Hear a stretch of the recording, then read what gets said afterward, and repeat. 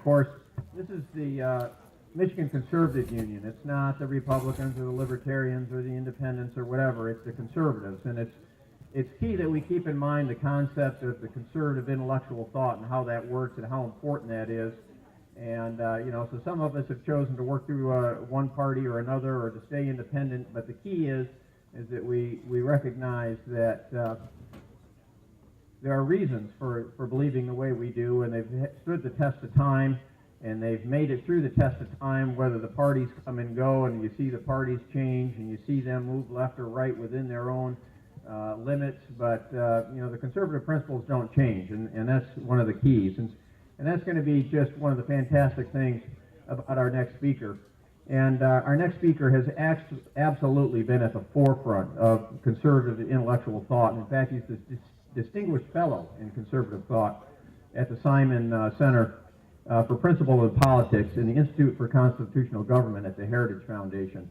And when you think about that title of the center where he works, it's Principles in Politics in the Institution for Constitutional Government. And that's what I think most of the people in this room are all about. And of course, Dr. Edwards is a historian, and when we look back over time, and we look at the conservative movement, and we look at who are the biggest names in the conservative movement, I think we can all agree that, you know, Barry Goldwater and Bill Buckley and Ronald Reagan would be huge names in the conservative movement.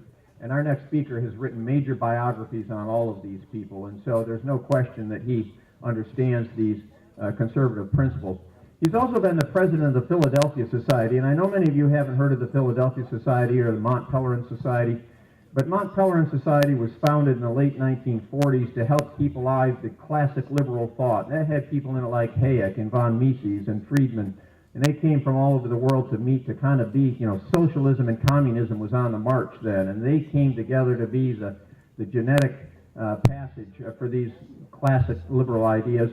And Dr. Edwards has been president of the Philadelphia Society, and I think we can look at the Philadelphia Society as the American version, and in fact, their goal is to deepening the intellectual foundation of a free and ordered society, and then transmitting that education on to the rest of the general population.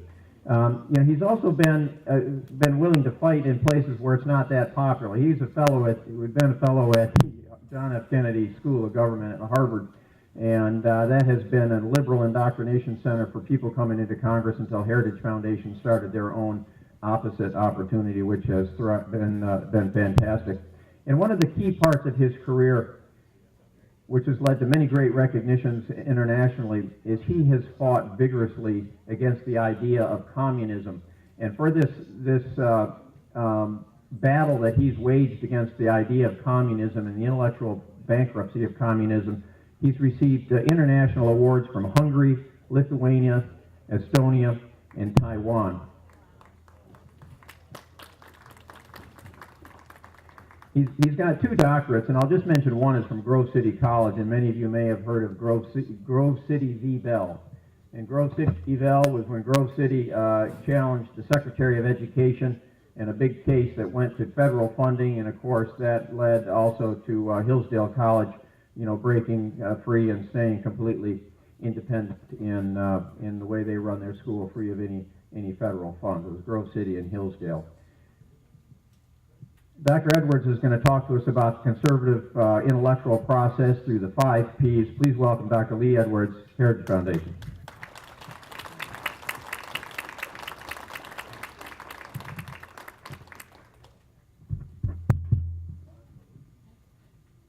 So good afternoon, ladies and gentlemen. Thank you, Rob, very much for that wonderful introduction.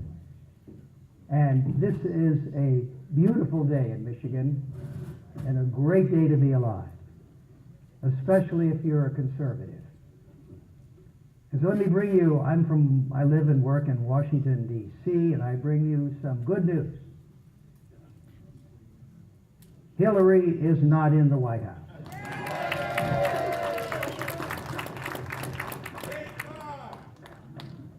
Al Gore is not running the Environmental Protection Agency.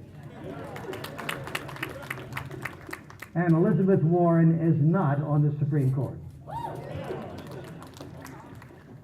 So today is the 100th day of the Trump presidency.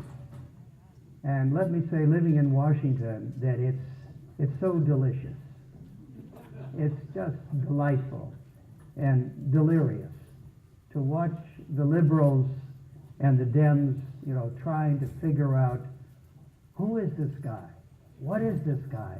What's going on? How can he keep doing these things? And let me just mention a couple of things. Of course, we start with the nomination of Justice Gorsuch on the Supreme Court, and how important that was. The XL and Dakota oil pipelines are now back on track. We have the airstrikes against both ISIS and Al-Qaeda. 5,000 new guards along the border are going to be hired. And this is something which maybe you all did not notice, but I know how important it is to you all, and that is that the Mexico City policy is back. And if you guys know what that is, this prevents U.S. funds for international organizations that provide abortion. That policy was banned under Obama. It's now back in force under President Trump. He has been deregulating from the top to the bottom. Not since Ronald Reagan have we seen anything like this. So if this is the first 100 days, just think what the second 100 days are going to be like, in 200 days or 300 days. It's just going to be so marvelous. So we have this Republican president who is more conservative than not. We have a GOP House, and we have a Freedom Caucus in the House to keep the leadership on track. We have a narrow GOP margin in the Senate, but still good enough to confirm Judge Neil Gorsuch. We have some 33 GOP governors, some 33 GOP state legislatures. We have conservative think tanks, like Heritage, where I work, like Cato, like AEI. We have, would you believe, 65 now state think tanks, 65, right across this country, including the Mackinac Center up here in UP in this state. The Wall Street Journal is the leader in circulation among newspapers. The leading newspaper columnist is a conservative, Cal Thomas. We have Fox News. We have talk radio. And here's an interesting little idea and fact as to how things are just really coming to life for us. And there's a new day really borning for the conservative movement. Rush Limbaugh. We all know about Rush Limbaugh. God bless him, does wonderful work. His listeners, audience, have gone up 20% since Trump was elected. He's now at 25 million listeners per week. 25 million. That's a pretty good number. We've had a half a dozen Nobel laureate winners in economics. We had dozens of bestsellers in nonfiction by Ann Coulter and Mark Levin and others. And yet, not so long ago, just a couple of generations ago, Harvard professor, historian Mr. Hart said that the liberal tradition was the only tradition in America, the only one. And a leading liberal of the day, Lionel Trilling, said, well, conservatives don't really have ideas, and when they do, they express themselves in, this is what he said, mental, irritable gestures. You see, there's a contempt of that, and there's disdain of this leading liberal. Well, and yet, today, you, I, we are a major player in American politics. So how did this come about? How did this conservative movement come about? Was it luck? Perhaps it was a political pendulum, swings right, swings left, swings right, back and forth, and we're just sort of at the right time, at the right place. Maybe it was divine providence. Well, I believe in divine providence, but I also believe in free will. I I believe in free will. And I believe in the power of ideas. And that, ladies and gentlemen, my friends, I think is where we have it. We have the power of ideas, and the right ideas. And I would say to you that the conservative movement is the result of a series of acts by a group of men and women over the last 60 years. Now, not a vast right-wing conspiracy in the beginning anyway, small group of individuals here and there in these isolated academic outposts. But they've come along in the series of quartets. And I would say to you that the conservative movement has been blessed by the emergence of 5 groups who have come along. First came the philosophers, then the popularizers, who took those somewhat arcane ideas and put them into a common idiom. Then came the politicians, taking those ideas which they read about in the popular press and said, well, you know, we can do some politicking on this. We can have some programs on this. We can have some policies. We can make a difference. A fourth P were the philanthropists. The philanthropists putting up the money so that people could publish, so that they could write books, so that they could campaign. And the fifth P, or what I call the poets. So don't forget about the poets. I'll come back to them in a second. But I think the most important category was that of the philosophers. And there were 4 men in particular that I want to call to your attention here this afternoon. Number 1 was an Austrian economist named Hayek, F.A. Hayek, who wrote a book called The Road to Serfdom, published in 1944-1945. A couple hundred pages, not long, but he said in this book, A Road to Serfdom, that planning leads inevitably to dictatorship. Planning leads to dictatorship and suppression of freedom. And he proposed what in this place? Classical liberalism, not the modern liberalism we have today, but a classical liberalism with a role for limited government. By the way, there was a Reader's Digest version of that book, which was published in 1945. And if you can get a hold of it, it's out there, Amazon and so forth. It runs about 45 pages. They did a brilliant job. Wonderful idea. Reader's Digest at the time in 1945 had a circulation of about 17 million. There were 2 GI veterans who read that Reader's Digest version in 1945. Well, who were those 2 GIs? Well, one of them was an Arizona businessman who, coming, and he'd flown planes over the hump, over the Himalayas into India and China, which was our ally at that time in World War II. And he's thinking, I might get into politics now that I'm out of the Army and flying. And his name was Barry Goldwater. Barry Goldwater. And the other GI was a Hollywood actor, done some pretty good films, and was thinking, well, where's the rest of me? What am I going to do with the rest of my life? And his name was Ronald Reagan. So you see the impact of one book. You can see the impact of the power of ideas and what a difference they can make. Along came a book called Witness by Whittaker Chambers. Whittaker Chambers had been a Soviet spy in the 1920s and the 1930s, and had become an ex-communist and an anti-communist and led the way. And if you have not read Witness, his autobiography, I recommend it to you.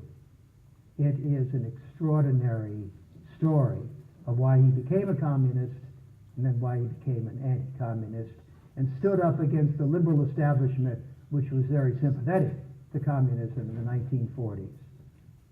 Again, the power of one book. Tony Dolan, who was the chief speechwriter for President Ronald Reagan, one of his first meetings with Mr. Reagan in the Oval Office, trying to establish, what did his boss believe and read, and where was his ideas coming from, and so forth. And so Tony said to Mr. Reagan, President Reagan, he said, well, have you read Witness? And the president looked at Tony, he smiled that wonderful smile, he said, well, and he began reciting from the first chapter of Witness, a letter to my children. And it wasn't just one line, but it was a couple of lines. And then it was a couple of paragraphs. And then it was a couple of pages. And Tony said, okay, Mr. President, I understand. This book had a tremendous impact on you.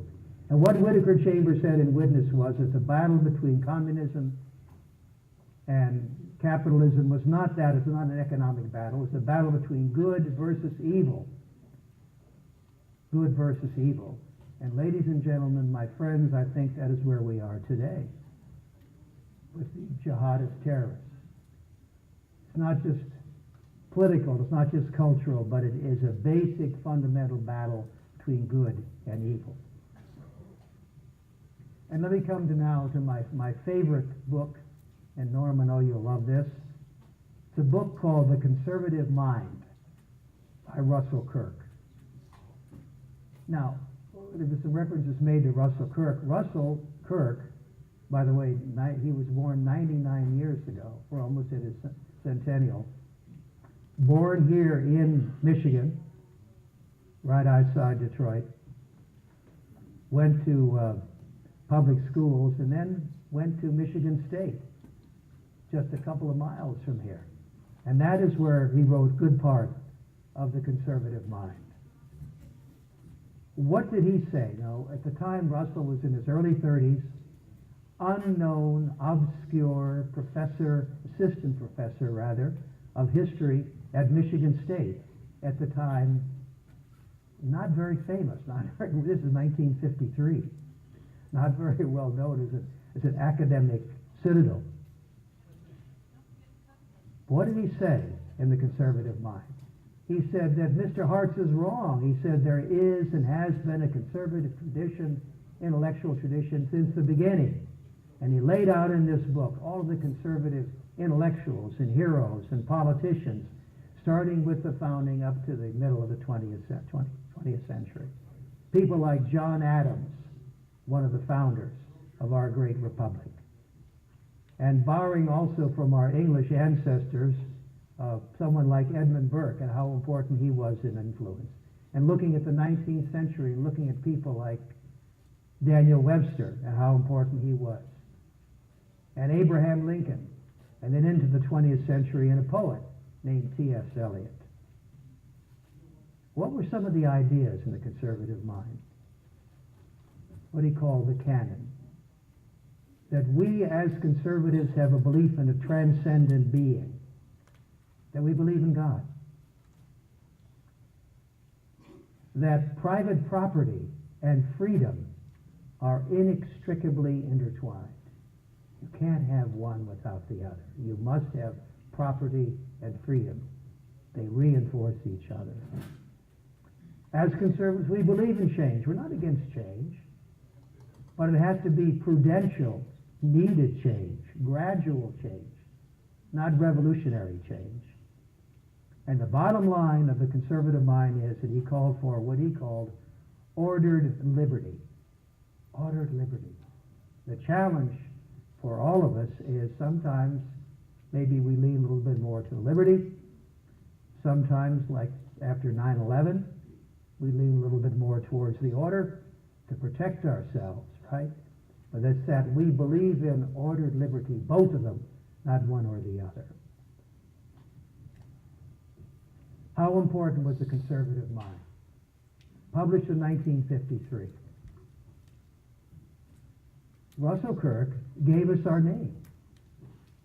We didn't have a name until that book appeared. Truly. In 1951, Bill Buckley was then the founder of National Review, the leading popularizer of his time, wrote a book called God and Man at Yale. He called himself what? An individualist. An individualist. And he rejected the word conservative. He said, no, I'm not that. I'm an individualist. That was 51. 53, It's the publication of Conservative Mind. In 1955, Bill Buckley starts National Review, and he says, ladies and gentlemen, this is what? A conservative journal. I am a conservative. We are conservatives. And if Russell had not written that book, we would be calling ourselves the individualist movement. I don't think so. I don't think so. It doesn't spin off your tongue very easily, does it? We are a conservative movement. We are the conservative movement because of Russell Kirk. An action intellectual who had a newspaper column. He debated all the liberals of his day in the 50s and the 60s. Took them on, all of them. Arthur Schlesinger, Norman Thomas, you name it. He took them on and debated them on college campuses. He was even a ghostwriter for Barry Goldwater when he ran for president. That's how important someone like Russell Kirk, a man of ideas, was. The third P were the politicians, the men of actions. I've already mentioned a couple of them. Barry Goldwater, Ronald Reagan. Before either one of them was someone named Robert Taft, Senator Robert Taft of Ohio. Really sort of the first conservative. And I talk about him in my book, The Conservative Revolution, if you want to know more about that. And more recently, I think we should add, frankly, Newt Gingrich. Had some flaws, right? I mean, he was not a perfect man. But he got us and brought it to us, a Republican majority and a conservative one in 1994 with the contract with America. And more recently, I think that Paul Ryan deserves to be considered and included in that group. I think he's basically conservative. Okay. All right. Maybe we can have some debate about that. Okay? Okay. Questions and answers on your card. And so politicians wrote the laws, ran the campaigns, and created a political movement based upon what they had read in the conservative press. The fourth P are the philanthropists. Don't ask me how to spell it. What were they? Were the men of means and of vision who were willing to invest in these politicians like Goldwater and Reagan. Notice I'm not mentioning Ryan again. Okay. Like Goldwater and Reagan. An example. The Heritage Foundation's been around for 40-some years now. When Ed Fullner and Paul Wyrick first thought of it, they said, well, we need a think tank to aim at members of Congress and their staffs. They tried for 3 years, and nobody was willing to put up the money to get it started. Until finally they bumped into a man named Joseph Coors out in Golden, Colorado, who listened to their pitch, and he said, you guys want to make a difference right now. You've got a business plan. I'm going to take $250,000 and I'm going to invest it in the Heritage Foundation. If it had not been for Joe Coors getting involved in public affairs, it would not have happened. So I was looking for Coors back there with the food. I didn't see it, but maybe that's for later tonight. That's for later tonight. Let me mention the fifth P, the poets. Now, what do I mean by that? Well, these are men and women of imagination. And maybe they have written a novel, or maybe they've written a play, maybe they've written a poem, maybe they've done something for television, maybe they've done something out in Hollywood. And the impact of a poet in the right time at the right place can make all the difference in the world. Think of the impact of 1984, a novel by George Orwell. Think also of the wonderful little book by Alexander Solzhenitsyn, a Nobel laureate, Russian dissident, One Day in the Life of Ivan Denisovich. Only 125 pages, and ladies and gentlemen, if you read that book, you are transported to the Gulag, and you can begin to understand what a monster Joseph Stalin was, putting millions of people in the Gulag, and they lived and they died there in the most horrible situation. You can get a flavor of that. That book made a difference, exposed the Gulag, and exposed communism as very few things have. So, from irritable mental gestures to an intellectual movement to a political movement to a governing movement. And that was all in a couple of generations. As Ronald Reagan might have put it, not bad.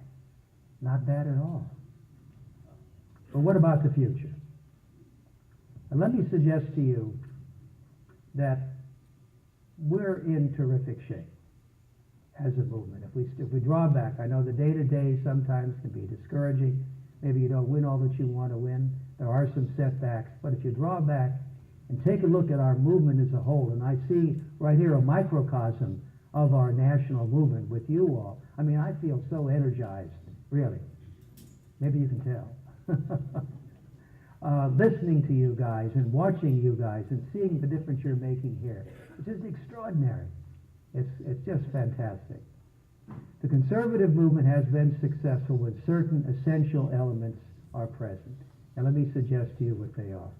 Number one, a sound, relevant philosophy. Well, I think I've put a pretty good case here about the strength of our ideas, the power of our ideas. We have a good philosophy. We have a national constituency. We're not just regional, but we're across the country. And here, it seems to me, you're not just in one particular part of Michigan, correct me, but you're all over the state. Three, conservatives have a firm financial base. You've got adequate funding. Now, I've noticed all this wonderful advertising that you have in this wonderful program here. You've got some people of substance who are backing you. Four, media proficiency. You know how to get on radio and on television, how to use the media to present your point of view. And five, the movement has charismatic principled leaders. Now, I don't know whether it's fair at this point to draw a conclusion and say, okay, Donald Trump is it, and that's going to be the future. Maybe not. We don't know yet. We should not rush to judgment on him. But certainly, what has he done? He has shown by tapping into the grassroots that he's brought into the movement once again, I say once again, a very important grassroots element, which perhaps we've drifted away from. If you look back at Barry Goldwater, he was nominated and supported by the grassroots. You look at Ronald Reagan in 1980, it was the moral majority which helped to elect him. You look at Newt Gingrich and leading up to beyond him, it was the Tea Party coming along. What a difference that made. And today you have Mr. Trump being the only, I think it's fair to say, almost the only candidate who had the genius to reach out and tap into the grassroots, not just of the Republican Party, but of the Democratic Party as well. So I believe that the potential is there for us to be on the brink of what I call a new fusionism. A new fusionism. Now, what do I mean by that? I mean bringing together all the various elements, all the various kinds of conservatives. The neocons, the paleocons, the reform cons, the new right, the old right, and so forth, to bring them all together into a new fusionism. And I think if we do that, there can be a golden day, not just for the conservative movement, but for America. And that's why I think it's a beautiful day in Michigan, a great day to be alive. And thank you all so very much for all that you're doing for this great country.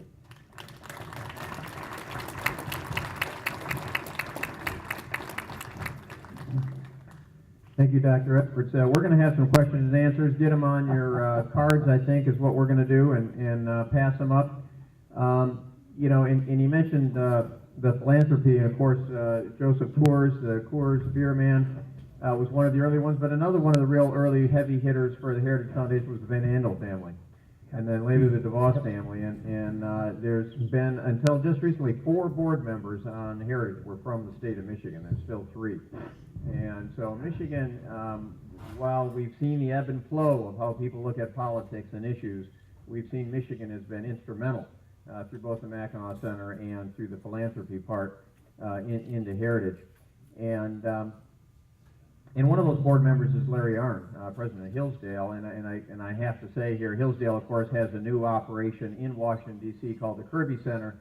and Dr. Edwards' son-in-law is the president of the Kirby Center, which is the Van Andel School of Statesmanship, teaching public policy and diplomacy to people who want to learn the conservative view there. We've got some questions coming up here. Let me ask the first one, actually. You had mentioned poets. And of course, we look at poets and literature, and that takes many forms. But that's one problem the conservatives have had, is culture is dominated by the left. And if we look at the media as poets, what can we do about that? Well, I think that's very true, Rob. And Dinesh D'Souza, you guys have seen his films. So all of a sudden, we're getting now into the filmmaking, the documentary filmmaking business. I can tell you that and you all know that, my goodness, you turn on Fox and you'll see just one bright, beautiful young woman after another articulating and anchoring and challenging and debating. So I think this new generation, which is developing on television and on cable, which we can see expressed in Fox, is coming along as well. There are, out in Hollywood, particularly the feature film capital, hundreds and hundreds of conservatives. There are writers, there are actors, there are directors, there are producers and so forth, but they're scared to be too visible, or else the liberal establishment will come slashing down on top of them. But as more and more films, and this, you can see this happening, Disney and elsewhere, making more money that way, the conservatives will be able to surface and make more of a difference there. So we've got a long way to go, but I see encouraging signs, particularly among young people, particularly in cable and in television. Why do you think Paul Ryan is a conservative? I can throw all these away. Now, Rob, you got an answer for that one? I will guess that he would say that Ryan is a conservative, and many of us would agree that he's not on issues that are important to us, but I would say that he would take that position because of his Ryan's view on the need for entitlement reform and fiscal sanity moving forward in the government, because you can't have a long-term successful government unless you have a financial footing for it. That's my guess. Well, I think that's part of it, and I think Ryan is particularly good on tax matters, on fiscal matters, on budgetary matters, and so forth. He is not good, no question about it. You've mentioned that he's suggesting continue to support Obamacare. He's not been solid on that, and there's some other issues as well. He, by the way, is a Roman Catholic.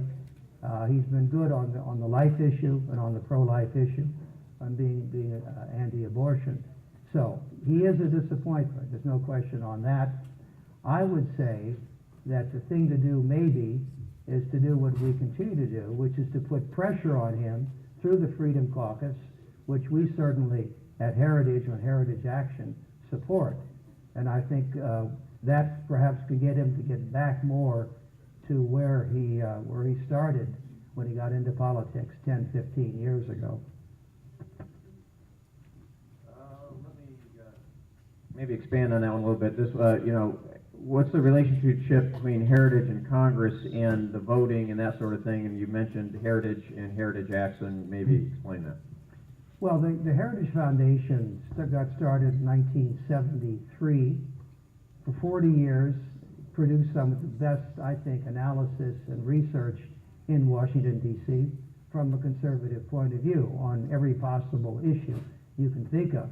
At the present time, we have about 135 policy analysts who are working at almost every issue under the sun. But what we found was that we would go calling on a congressman or a senator, we'd offer a particular analysis of a bill or a legislative item. The congressman or senator would say, "Oh, this is really persuasive. Thank you so very much. I appreciate it." We'd walk out the door, and he'd vote the other way. So we said, we've got to do more than just have the best analysis in town.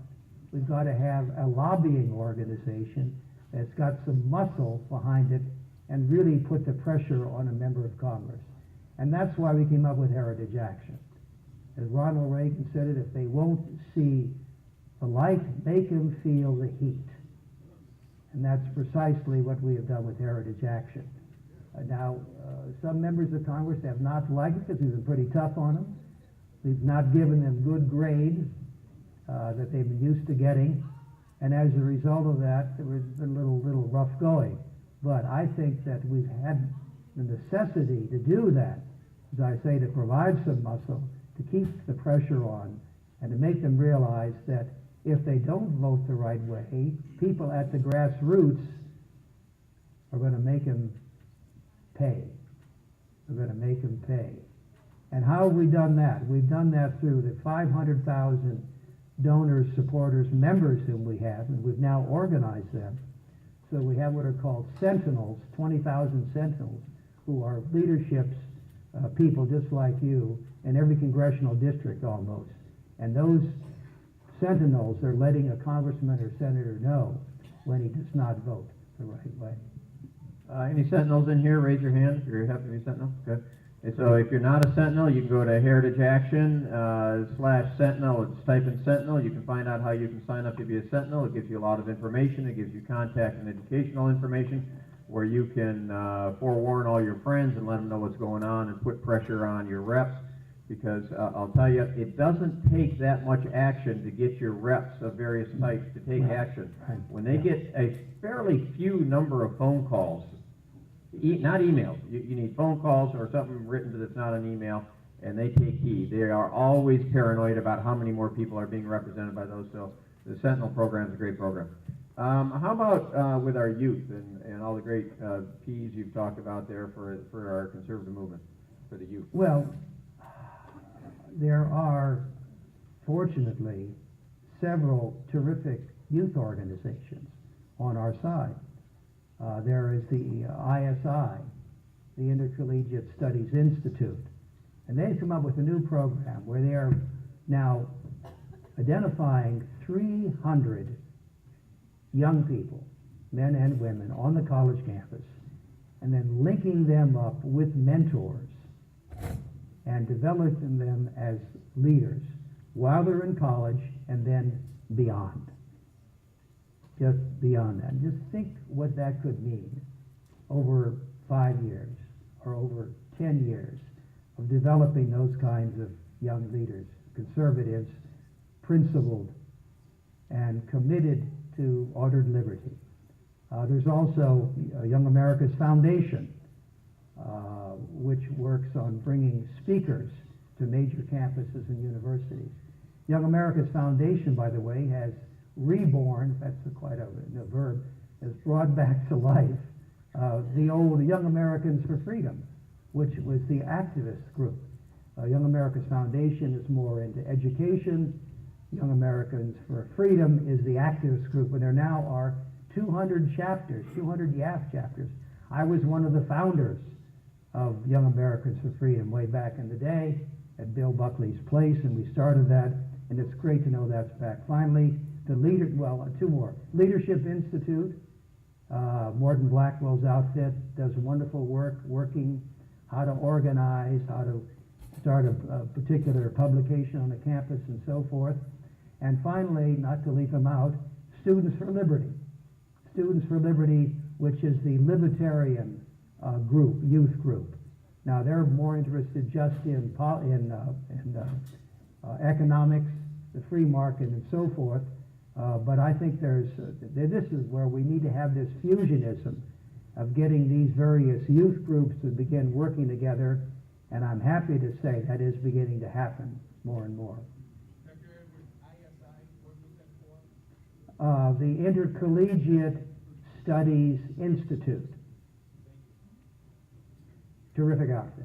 Short one here. And on the YAF, Young Americans for Freedom, the current chair of that board is Grant Strobel, University of Michigan senior, who's just finishing an internship at the Ed Meese Legal Center at Heritage Foundation. Have you met Grant? Yes. Yeah, okay, good. Right. And See, there is a conspiracy. Yeah, and you'll remember Grant when it came time for pronouns took His Majesty.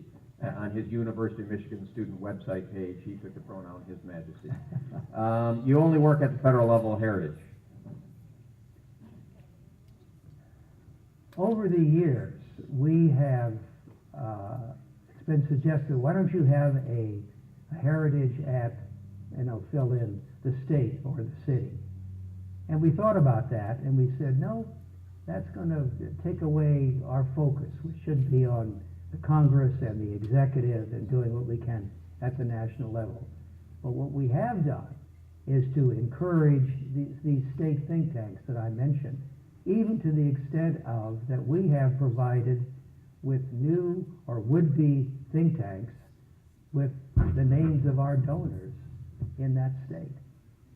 I don't think there are too many organizations which would share that kind of fundraising information with a potential competitor. But we don't see it that way. We think that these state think tanks are not competitors, but they're complementary to what we're trying to do, which is to bring about ordered liberty for all Americans.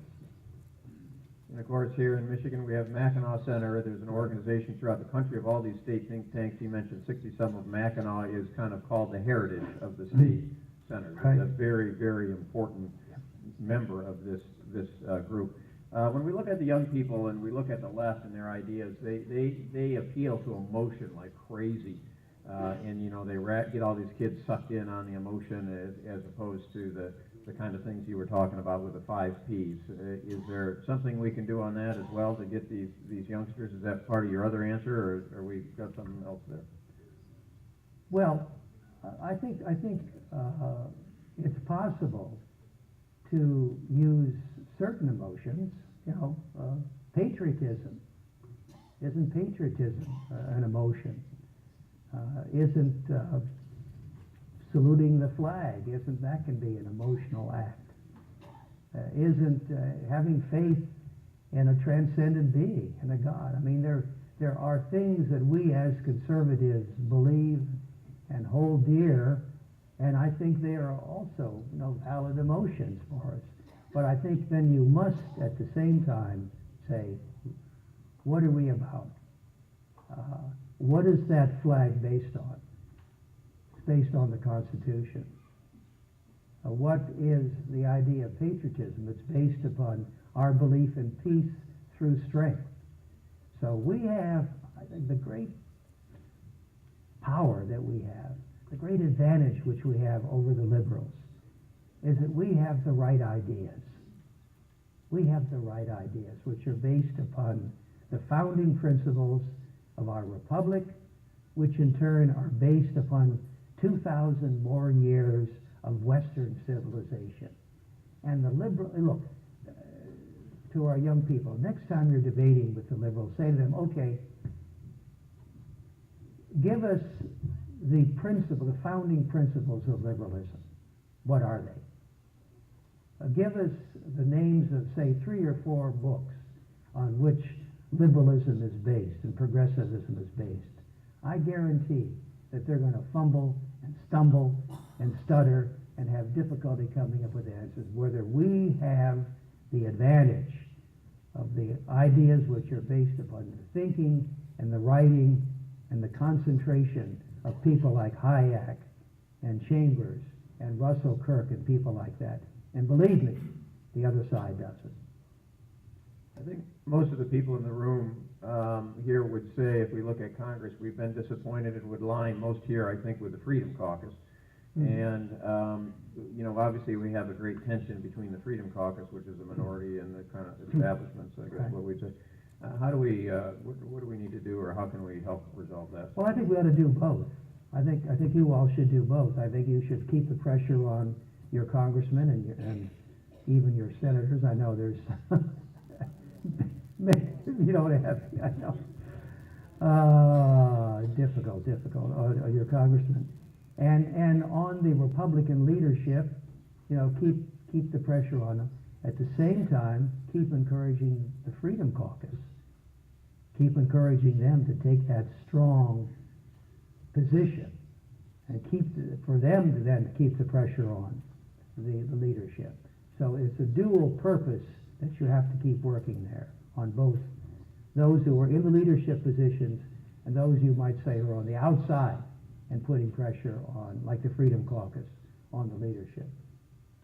And Heritage Action, which has a scorecard, if you look at the 9 Republicans in the delegation for Michigan, out of our 9 Republicans, only 3 of them rank more conservative than the average House Republican based on the Heritage Action score. So certainly Michigan isn't looked at as a conservative delegation. So we've got our work cut out on that one, and so keep at it. And whoever. William Simon had a book years ago and wrote about the counterintelligentsia. Does Trump have that going for him somewhere? Maybe in his staff, or has he brought in people that are part of that whole sort of notion? Well, I think Mr. Trump is so smart.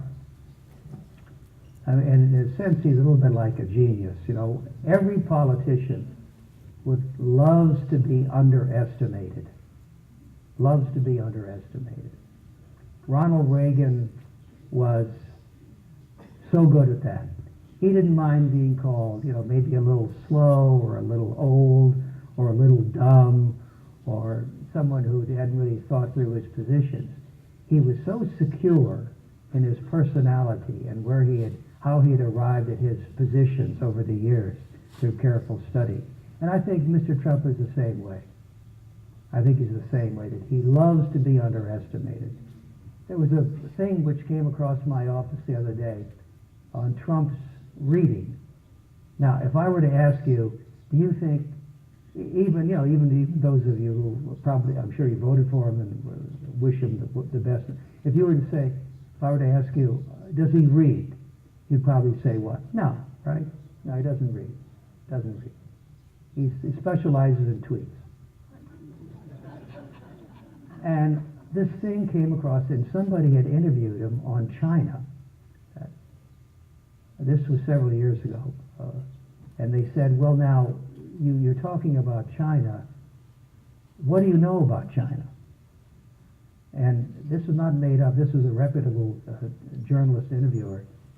Trump rattled off the titles and authors of 20 books about China, which he had read. I couldn't believe it. I couldn't believe it, but there it was, and I'm going to double check on that. Well, let's say that it was only 10 books on China, not 20. But in other words, he was interested in China at this particular point, U.S. relations with China, trade, a lot of things going on. How belligerent was it? This was maybe a year ago, maybe not quite that long ago. But he had gone out on his own, and maybe with some advice and counsel, and had read all of these books because he wanted to know more about China.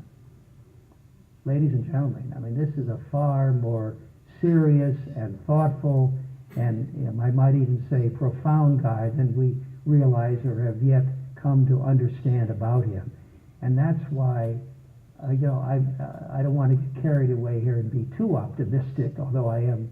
How else could I survive as a conservative in Washington, D.C., which I have for all of the years of my life. But I think there's great potential here. I think great potential in this common-sensical president that we have at the present time. Well, I'm glad he reads all those books, but the thing I like about him is he makes the liberals' heads explode.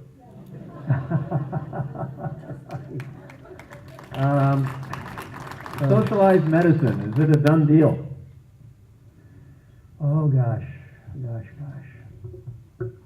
Well, of course, I think that people like Bernie Sanders and others, that's been their goal all the way along, hasn't it?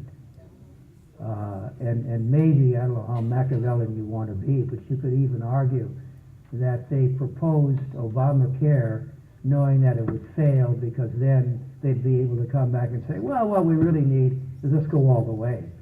Let's go all the way and have a single payer system, and let's just have socialized medicine. So no, I don't think it is a done deal, but that certainly is what the other side, if I may put it that way, the other side is out to do. And so that is why repeal of Obamacare is so important.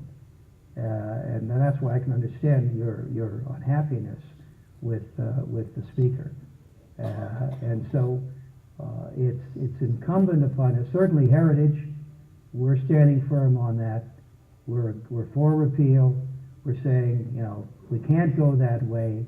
We know it doesn't work. And here are the alternatives. And if you guys want to know our plan, you can go to Heritage and type in and so forth, and you'll see it's there. And we've been this way for as long as I can think of. So that is what they want to do, and we can't let them get away with it. Can't. Okay, that's it on the questions. Let's all please give a wonderful Right. Thank you. hand here. Thank you. It's fantastic. And I know a lot of you were out there calling into Amazon, ordering all these books that he was talking about, the ones that you don't already have. So that's fantastic. You know, it's good. I haven't read all of them, but and of course, and of course Russell Kirk, you know, in Piety Hill and all that's Mecosta County, just you know, 40 miles from here probably, where that whole thing took place afterward. So we're going to move on to do a little bit of recognition. Is that what we're going to do now? So let's bring up Linda Weldern. She's from Lenawee County. I've known Linda for a long time. She's awesome, involved in MCU for a while. She's going to do some recognition here for some of the members here. Congratulations to everyone that's here, all the attendees, our speaker. You did a great job, Rob, as always. And we would like to thank you all, because what we're hearing is a theme about we cannot do this alone. And that's why we are here, to continue to fight for our liberty, free enterprise, and knowledge is power. And that is so important. So with that, I would like to say that I wanted to speak about membership for a couple of minutes, and I would like everyone in the room that is a member of Michigan Conservative Union to please come up here, because Norm has a little something for you. And while you come up here, I want to talk about membership. We did a survey over the last 6 months to ask people what they got out of being a member of Michigan Conservative Union. And some of the things that came out was we get a discount on all of the events. We get an electronic newsletter that is not fake news, by the way.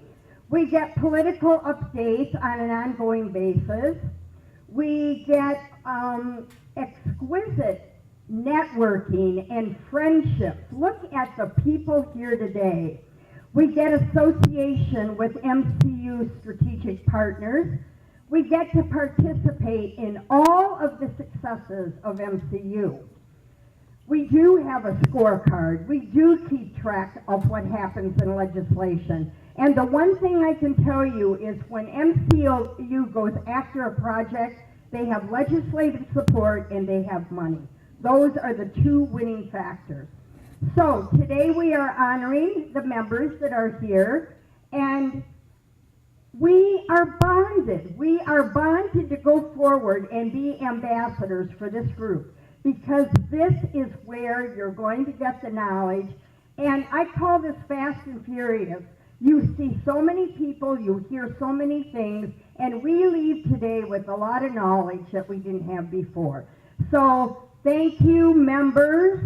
And if anyone wants to join today, because all of these people came a lot cheaper than you do, that we are giving $10 off membership today. So it's $25 if you would like to join today, only for today. And you'll get your pin, your MCU pin, plus a little package to go along with it.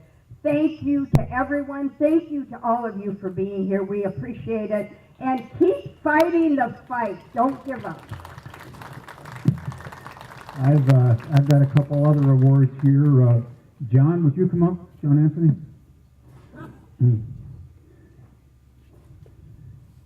MCU is proud to award you the Freedom Fighter Award. And this is a keepsake. This is from our Freedom to Work fight. It was founded the Michigan Conservative Union and MiCPAC. And Dr. Edwards, I have one for you as well. The Conservative Leadership Award. And our keepsake, ladies, our keepsake Freedom to Work Cup. I have think cartons, you can take those home. And I know every member of the board does so much phenomenal work. So many members, so many people have worked on this. Their names are in the book. Some of those have put this together and so on. Some have helped donate to it, fund it. It's all appreciated very much. But there's two members in particular that have done so much this last year. But I wanted to recognize them. And one is our membership chair, Linda Wilder. And the other one is the executive director that managed this whole thing. And he's been around the state forming MCU chapters. And so we have one in Southeast Michigan. We're preparing to do one in Washtenaw County. We're affiliated with iCaucus on the west side of the state. And so I wanted to recognize Jerry. You've been my right arm this year. I appreciate it so much. Thank you. And I want to recognize John Danielle, who is the first vice chair, first vice president, former president of MCU, and he's also on the board of Michigan Freedom to Work. Darius Rennett, who is our treasurer, and secretary. Maybe you'll be both. And Tony Sharkey, who is our president of MCU, and he said the pledge this morning. He's a retired lieutenant colonel. So with that, the noon program is done, and let's get the next panel up here. We've got a lot of stuff to go over this afternoon. Oh, there's my.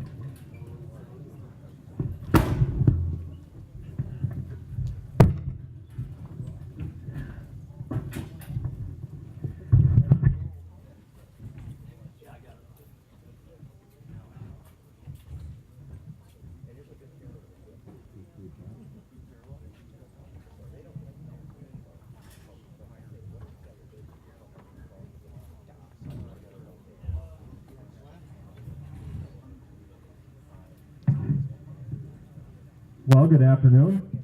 It's good morning for me. I work a night job, so. How many of you don't know who I am? Okay, for the benefit of you folks. Really? Okay. My name is David Dudenhofer. I am a longtime activist, coming up on 10 years now in the Liberty Movement. And through, participating and getting involved and staying engaged, engaging our legislators, engaging the political party. I began with an organization and still am with the organization known as Michigan Campaigns for Liberty. I'm one of its state coordinators, along with my partner Tony DeMott, who is back there. Please see him if you get a chance. Basically, we are a 501c4, and our organization focuses on liberty issues as it pertains to your rights, your property rights, your privacy rights, taxation issues, and it encompasses much. From there, I got involved in the political party and rose up through the ranks of precinct delegate. How many of you are precinct delegates? Is there anybody here that's not a precinct delegate? Not. You will be before you leave. Well, we'll show you how to win. And from there, got involved enough that I got myself elected to district chair in the 13th district of the Michigan Republican Party. So I don't know if that was such a great thing, but we're doing some fun stuff. And it's challenging in some ways, but we're definitely having fun with it. So I am here today to talk about state legislative issues that we all as activists should be getting involved in. Not just specific issues that these legislators are working on, but how we can get involved on a permanent basis to grow the movement, to stay as engaged as possible the way the founders had envisioned this government in order to function properly, as long as the citizens remain engaged. And that's really the goal here. So what I'd like to do, you have your information packets. I'm not going to go over the bios again about these gentlemen that are up here. It's already in your packets. But what I will say is that I'm very pleased to stand up here and to be a part of this panel with these three gentlemen who are committed to working to defending your liberty. That is first and foremost what what we expect from our legislators, from our public servants. And with these three gentlemen, we have just that. But they need your help. And that's what kind of the point of today is, to kind of tie together what they're doing in their efforts at the Capitol with what you could be doing at home to help them, to help you. So that's really the purpose. So let me start by introducing one at a time, and I'm going to give them a few minutes to talk about something specific that they're working on, and then how you can help. So first, let's start with Representative Jim Runstad, and then we'll work down the line. Jim Runstad is from the Oakland County area, and then Jim, just take a few minutes and let's get going. Sounds good. I'm just really excited and pleased to be here. I think there's so much momentum for the conservative cause that I'm seeing across the state of Michigan. In Lansing, our House is much more conservative. Our leader, our speaker, is much more conservative. And I think you're going to see a lot of good things that are going to be coming out of the legislature over the next couple of years. And there's a number of things that I have been working on that I absolutely can use your help with.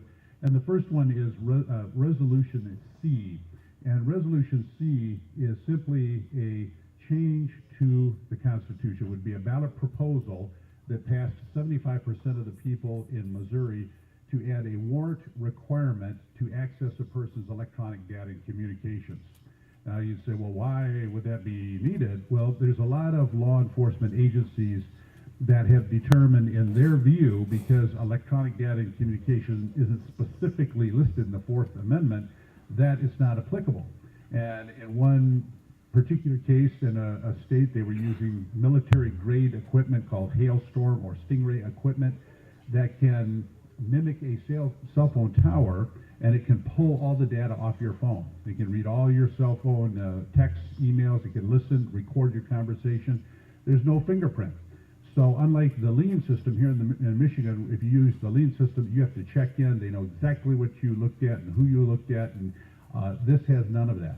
They don't know who is using this. So if somebody wants to check up on their old spouse or boyfriend, girlfriend, it's impossible to know if you don't have a lot of guidelines in place and if it isn't a warrant requirement. One department, like I said, used 300 times this kind of equipment without a warrant. And across the country, this kind of technology is becoming more and more prevalent. And unless we curtail these abuses, there's not one person in here eventually who are not going to have their rights violated by this kind of abuse. So this has now passed through committee. It's going to be going to the floor of the House. Last term, it did pass unanimously out of committee, which you just did here. It passed unanimously out of the House, and it didn't get through the Senate. So I would encourage you to talk to your legislators and encourage them to vote for Resolution C, and also tell the senators you know that this is an important thing that you really would like to see passed through all the way and get onto the Constitution. Another thing, and I want to make sure I don't run out of time here, but I just got passed through the House unanimously, went over to the Senate, just got passed unanimously out of committee, the Judiciary Committee, that says for all public officials and employees who steal money, who embezzle money, who take bribes, they will lose their pensions and they will lose their 401k style match. So that was actually not being done. We could find very few, if any, cases. They actually couldn't find one specific case where it had been done. This will make it mandatory. From this point on, all of those will be forfeit. That's going in front of the Senate, so please call your senators and encourage them to vote for it.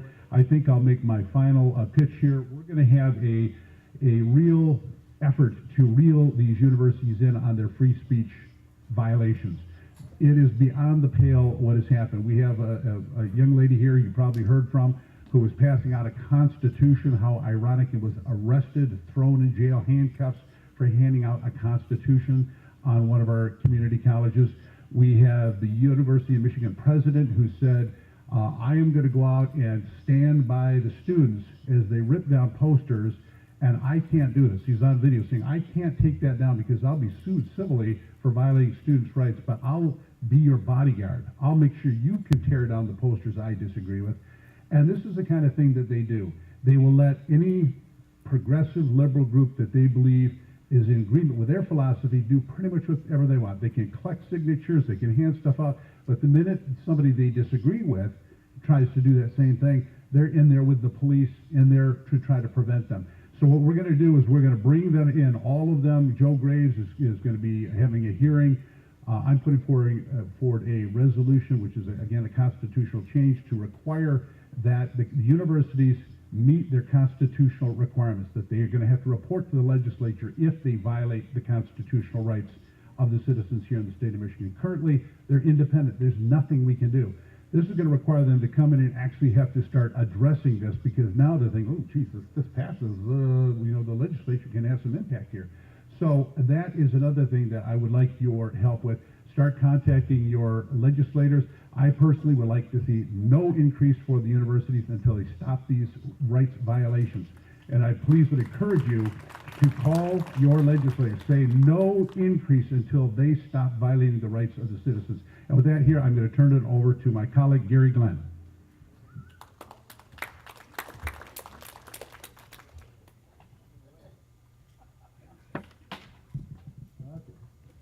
Is that one working? Okay, great. You know, a few years ago, we would have had a panel like this, and it would have been a bunch of conservative activist agitators saying, here's what we ought to be doing in the legislature. And as of today, we're all three, Steve Johnson, Jim Runstead, legislators. Who would have thought? And that's right, we still need more troops. That's always my message. If we're still not able to get done what we want to get done, we need more troops. Send in the Marines, another wave hitting the beach.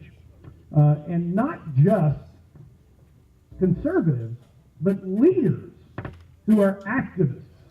Steve Johnson is chairman, as a freshman, of the committee that addresses the regulations that apply to businesses in the state of Michigan. And Jim Runstead is chairman of Judiciary, through which all of our Second Amendment and American law for American courts and that type of legislation goes through. So not just conservatives, but people in positions of leadership. Speaker Tom Leonard, a conservative Christian. Representative Lee Chatfield, Speaker Pro Tem, a conservative Christian who I have heard describe himself as Gary Glenn minus 30 years. Associate Speaker Pro Tem, Gary Glenn. Who would have thought? So because of your efforts, conservative ideas are not just represented in the legislature, it's represented in legislative leadership. And my expectation is, as soon as the budget is approved by the end of May, that we're going to be rolling out action with the support of House leadership on a lot of these other issues that we're talking about today. Let me say, as all of us always do when we have the microphone, happy to be here today. And I want to say that with real meaning. I'm happy to be anywhere today. I want to be very selfish and ask for your continued prayers. About 15 months ago, diagnosed with stage 4 cancer, middle of January of last year, and 5 weeks later, praise the Lord, remission in 5 weeks, after which I had to do 5 months of chemo. The PSA count was 348 when they found the cancer, and it, as of the last time it was tested a couple of months ago, 0.02. So, undetectable.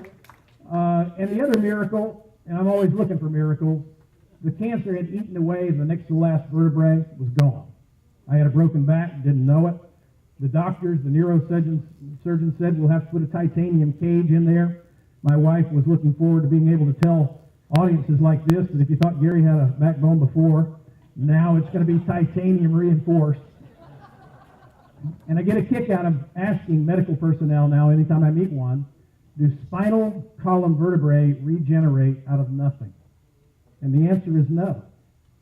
But in the 4 months that he had me wearing a brace to wait to put on the titanium cage, we watched on the x-rays as my next to the last vertebrae grew back out of nothing. When you're a state representative and you get diagnosed with cancer, that's front page, top of the page news. So 2 times upon diagnosis and then remission, front page, top of the page, in the Midland paper, the news of this. And in each case, I figured if I was going out swinging and preaching. I said that my ultimate hope was in the healing power of Jesus Christ. I was going to act like I believed what I talked about all my life, And I want to tell you, thank you for your prayers. I covet your continued prayers. I can't help but feel that the Lord must have some continued work I have not yet accomplished. I don't take anything for granted. I have no sense of entitlement. And there was a member of the House staff who was diagnosed with cancer last year, 6 months after I was, who died last Monday. So I do sincerely covet your prayers. There are so many issues to talk about with a conservative House and conservative House leadership that it's almost too little time to talk about it. But I've introduced legislation to repeal and replace Common Core in the state of Michigan. Just Thursday, and Jim has a package, we have a situation where you have legislators who are so committed to protecting the Second Amendment that 3 or 4 different ones of us have our own package of concealed carry, constitutional carry legislation.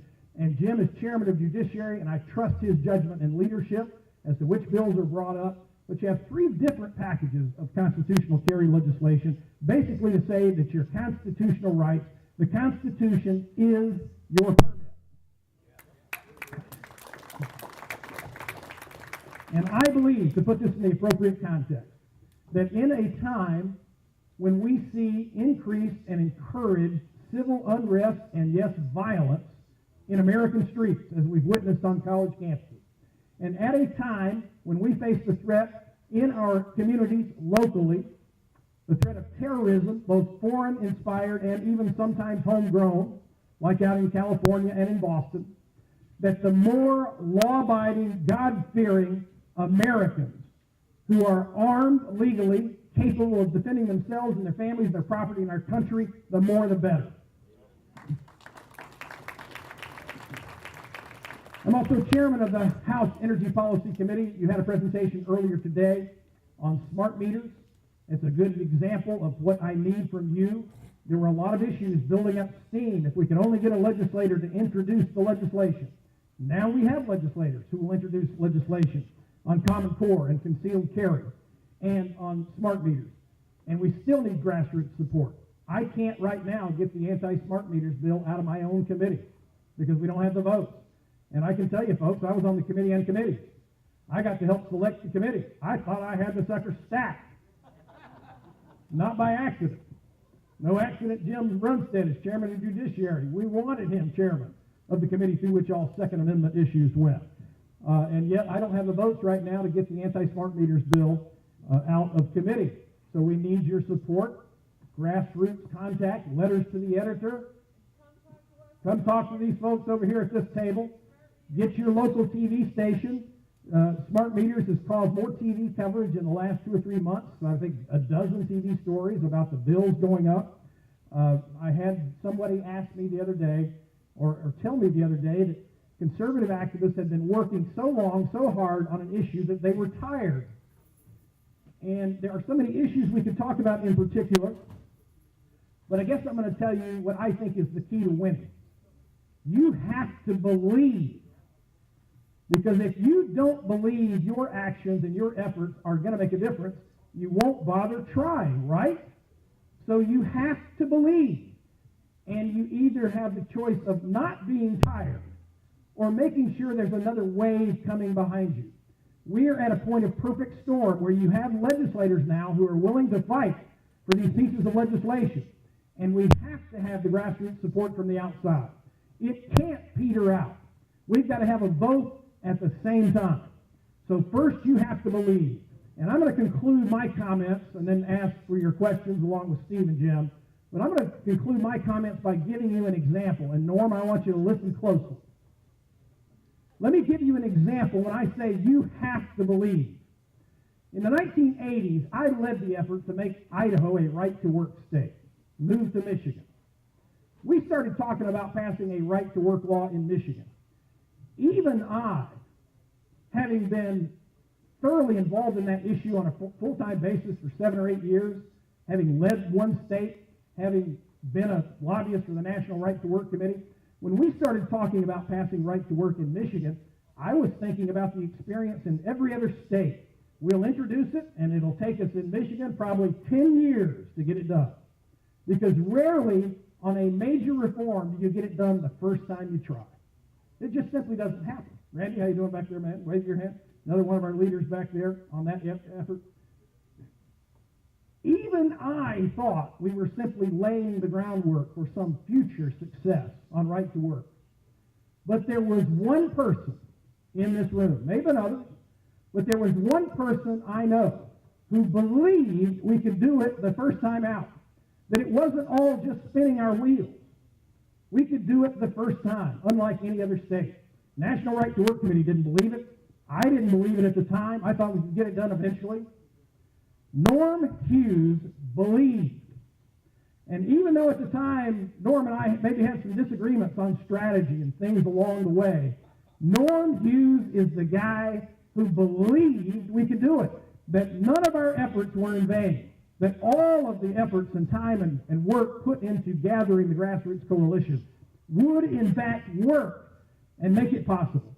If somebody had not believed, we wouldn't have done all that we did. Norm Hughes believed.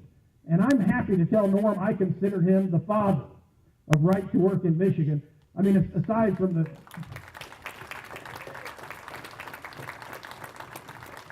Simply because, not because he was more dedicated to it than dozens of other of us, Randy, myself, others in the room who may be involved, but simply because he was the guy who believed we could get it done now. And we shocked the nation. So whatever issue Jim's talked about, Steve talked about, I've talked about, if you believe in it, now is the time. You cannot be tired. You've got to bear down. You've got to recruit others to contact the legislature, to write letters to the editor, to get to your TV stations. Give us that grassroots support. You have champions in the legislature who want to take it across the line. God bless you, and God bless and keep you strong for the fight.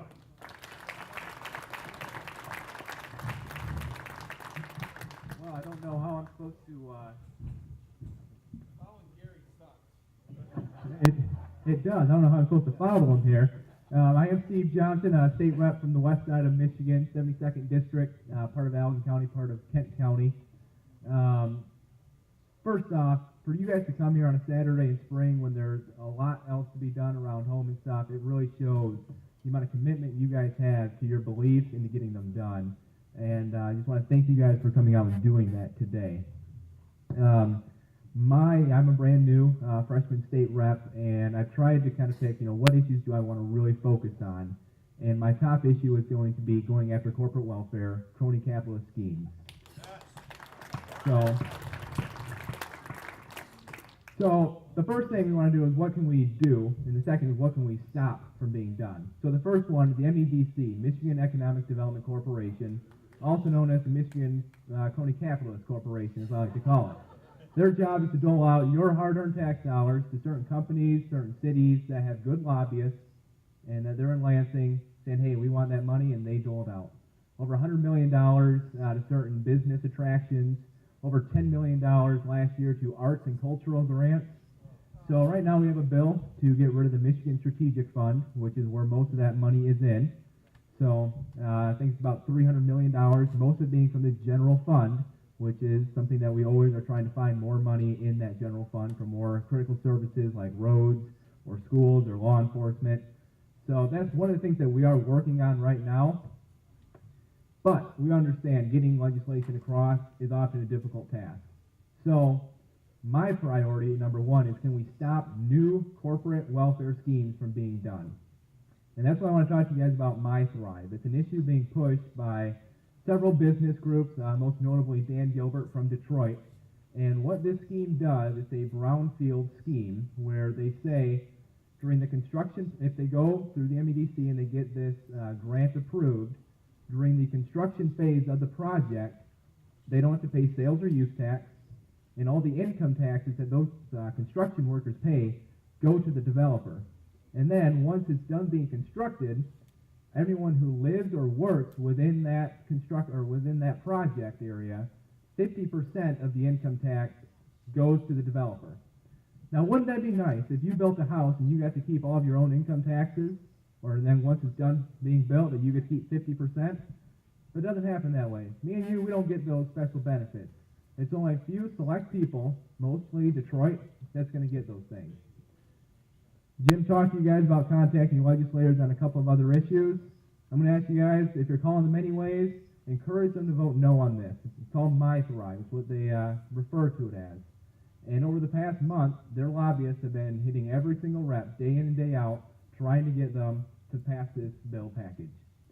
But no one is on the other side saying, no, don't pass this, because we don't really have lobbyists there. That's our job, is to be your guys' voice. But unfortunately, the lobbyists have a lot of power. So I always try to keep my speeches pretty short and sweet here. So that's the only thing I'm asking you guys, is to make sure you contact your state rep and tell them to oppose My Thrive legislation. It might be coming up in the next couple weeks. Thanks. Thank you. Thank you to all three of you. Yeah, I want to say a couple of points. The legislation that Representative Gary Glenn talked about with his package for constitutional carry is supported by the National Association for Gun Rights, as well as Michigan Campaign for Liberty and Campaign for Liberty. The National Association for Gun Rights, unlike the NRA, does not compromise. We do not sell A ratings and then turn around and watch the very legislators we gave an A rating to sell out on our rights to keep and bear arms. So I just want you to know that, because there are other pieces of legislation out there for the constitutional carry that are not the bill and not to the caliber that Representative Glenn's bill is. So just please keep that in mind. Also, I would be remiss if I didn't mention, all the reps kind of alluded to all of you getting involved in winning. I can speak to at least two of these reps that participated in a class that we teach through an organization called the Foundation for Applied Conservative Leadership, otherwise known as FACL. We are teaching these classes across the state, and it is empowering activists on the strategies on how to win and how to be effective. And so between these two gentlemen, and I know Rep. Johnson will probably join us at a future one, and I know there's Matt Maddock back there that's hosted a few of these classes, that gives you all the tools you need to win on your issues. So just understand that. Last point I'll make is that, before we get to Q&A, is that we're coming up on election season again, right? And you're going to be hearing from some candidates. I got to tell you, as a person who is involved officially in the party, I am not about personalities anymore. I'm done with it. It is about principle first. And if you are not adhering to principle, I don't care what acronym is after your name or before your name. I am not going to support you if you are not going to defend my liberty. And if you have betrayed me once, you'll betray me again. And I don't care if you think it's something small, or maybe we'll get 80% out of them and that's better than nothing. No, it's not hard to defend people's liberty 100% of the time. It is just not hard, and I will not accept any excuse. And so you've already heard a few names that have been thrown out there for governor and for various positions, and I can tell you, I can find flaws, deep flaws, in a few of them out there, and you can forget it. I'm not going to plug one iota of what it is that they're doing, because they've betrayed us in the past, and rest assured they'll betray you again. So keep looking. There are representatives out there, there are candidates out there, there are candidates for governor out there. Let's get one out there that is going to actually defend your liberty, defend low taxation, defend the platform, defend the principles, without exception. Okay? All right. All right, so we have questions? All right.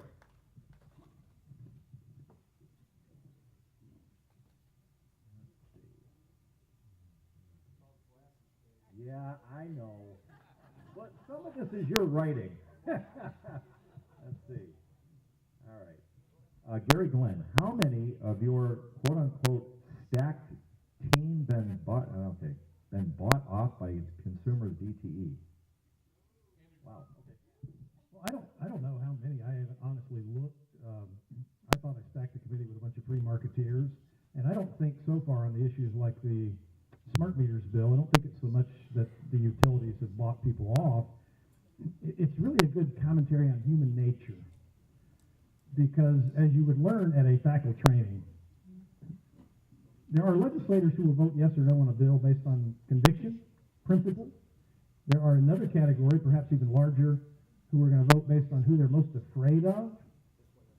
And there are some people who are afraid of DTE and consumers. And as Steve made reference to, there's not a single lobbyist in Lansing who's over there lobbying in favor of the bill to allow people to choose not to have smart meters. Not a single one. And I read a story recently about a senator in the U.S. Senate who said something to the effect of, "It's too bad the people didn't have a lobbyist at our hearing today." And the other senator said, "Well, that's supposed to be our job. We're supposed to be representatives and lobbyists for the people." But there are a group of legislators among any group of people in elective office who will only vote the right way if they're more afraid of you than they are of the people on the other side. And so you've got to develop the ability, and if you want to find out how, there's a school on precisely that, this Foundation for Applied Conservative Leadership, which is based on some principles that, I believe it pretty much follows this thing I wrote like 15 years ago when I was with Right to Work, as to how you actually win.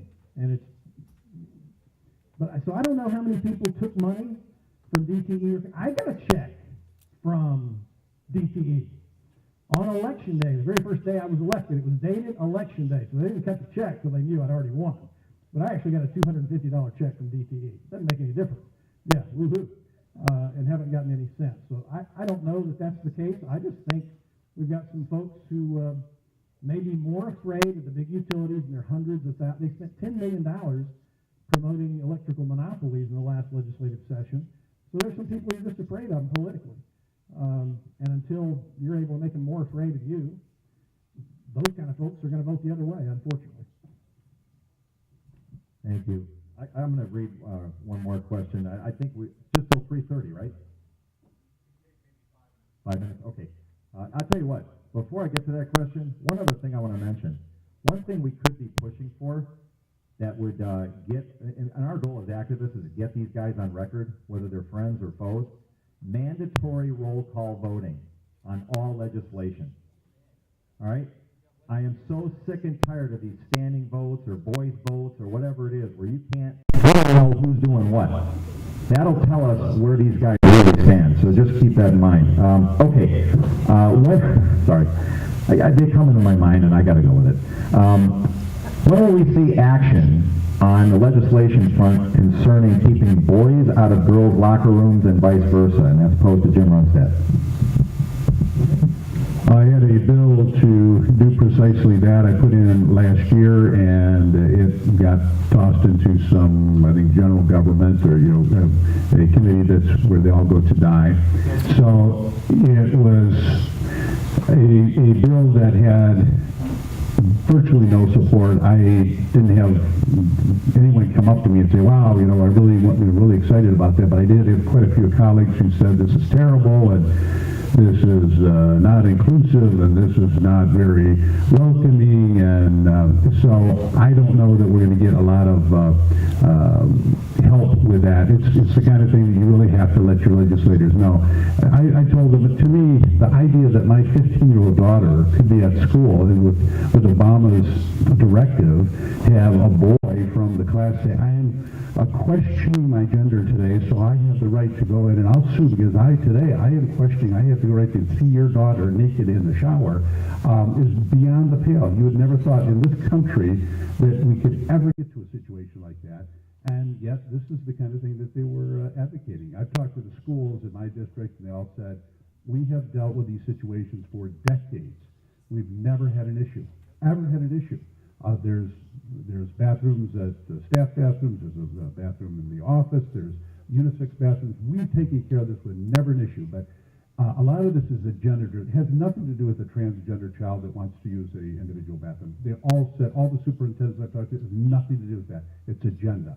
So I will probably put that in again and try to get the word out, and hopefully you'll support me on this, because this is something that for the children who are out there who want their privacy, like my daughter, I tell you, nothing will rile me up. I've told the district that you do this, you let a boy in my daughter's locker room or shower unclothed, and you were going to have hell to pay, because just briefly, the bill I had said for bathrooms, everyone here has been in a bathroom with a transgender in all likelihood, and you didn't even know it. They go in the stall, they look like Caitlyn Jenner. I mean, you just simply don't know, and it has nothing to do with that. It's what it is they want to force the kids to be like one of these activists said, people have to get over their bias against showering with people of the opposite sex. That is where they I have to put in a shameless plug for the church. You will never see our school. We have a K-12 school here, and you will never ever see a boy going into a girl's restroom or vice versa. And it's going to take more brave people like you to stand on your principles, so thank you for that. This question reads, and it's not addressed to any one legislator, but it reads, when will we have a zero-based review of the state budget? And then it reads, every contract, and contract is underlined and exclamation point. So I don't know who wants to take that. Steve? Sure, I can take it. I mean, I'm not on the Appropriations Committee, so maybe I'm not the best one to take this question. I don't know when it's going to happen. The sooner the better. I guess that's be my number one thought. I'm brand new, so I'm still trying to learn a lot of things there. And watching the budget process, one of the things I've been concerned with is the way that it's worded to us as we go through it. If you haven't been following it, we're talking about $1 billion greater than last year's budget. I think everything seemed to go all right last year. I don't know why we need to spend $1 billion extra. I think we could probably cut. But what happens first is the governor puts his proposal out there, and then the House and the Senate do theirs, and everyone bases the House's budget off of the governor. So they'll say, oh, the House cut X amount of dollars, but that's only a cut from the governor's budget. Oftentimes, it's actually an increase from last year's spending. We need to change the whole mindset of we're not basing off what we did last year. Instead, we're basing it off of what the governor did. Well, no, we should base it off of is this higher than last year or not. I definitely, the sooner the better we could do that. Just to address a couple other points, the roll call votes and everything, absolutely in favor. The more we can be on record, the better. And too often, a lot of things just get done procedurally. And I know it would probably take a little longer to do with a roll call, but I think it really allows a greater sense of transparency for voters to see where everyone was at every stage of the process and not just at the very end. And then to go on to the transgender bathroom, I know this kind of peaked last year and it's kind of died down a little bit. You'll see stories here and there, but make no mistake, this is going to be a big issue coming up. This group of people, the LGBT community, they're not going to stop. They will push and push and push, and they will not settle until we get to the point where we not just allow them, but we actually affirm them in their decisions. And this is a battle that we have to stand up. And I think most people, it's common sense. You don't let boys into girls' bathrooms and showers. It's common sense. This is an issue we can win, and we need to win, but we have to be willing to fight, and we have to be vocal. All right. As promised, we're done. So I appreciate that. And if you want to learn how to win, come and see me or Tony DeMott on the faculty classes. We've got one coming up in Traverse City this month and another one in the city of Troy in June. Okay?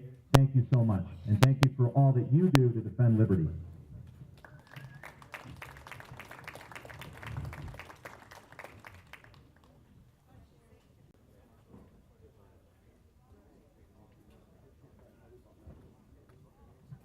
I have one announcement to make.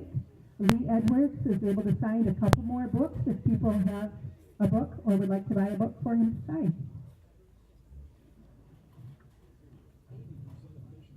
My name is Abigail Noble, and we're going to jump right into the next session. I understand there is no break time planned for you all.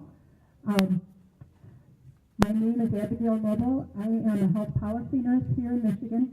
I stay independent, and I contract with individuals, small businesses, help them find ways to stay out of Obamacare and find affordable ways of dealing with health care and coverage. If you know my name, it's probably from Facebook. I run the group Healthcare Freedom in Michigan. I think that started in 2011 or 12, and we've got over 800 members. It's a good place to go for health policy and local solutions. Try to connect the dots between what's going on at the federal level, the state level, and what you see in your doctor's eyes at the local level. So, when the best news out of D.C. is that the coalitions have fallen apart twice, you know you're talking about domestic issues, the unenumerated powers, and they shouldn't be dealing with them to begin with. Healthcare is the poster child for that. As Reagan said, government thinks it can spend your money better than you can. The good news is that public frustration with healthcare's inflating costs and non-reform is approaching critical mass. Individuals and states have power to enact their own reforms, and they are. Obamacare works through insurance. It has added layers of bureaucracy to healthcare by channeling more money to states, hospitals, through insurance. Conservatives value liberty, market forces, individual initiative over government programs, especially for personal matters like health. Two complementary tools allowing people to entirely bypass ACA insurance red tape have come to the fore in the past few years. We have with us Dr. Ken Fisher, an experienced nephrologist, if I remember right, and the head of the Free Market Medical Association of Michigan. So any physicians here should get on his email list, and you should be bringing his name and email address to your physicians so they can join the movement. Ken, will you share with us the definition and brief description of direct primary care? Hello?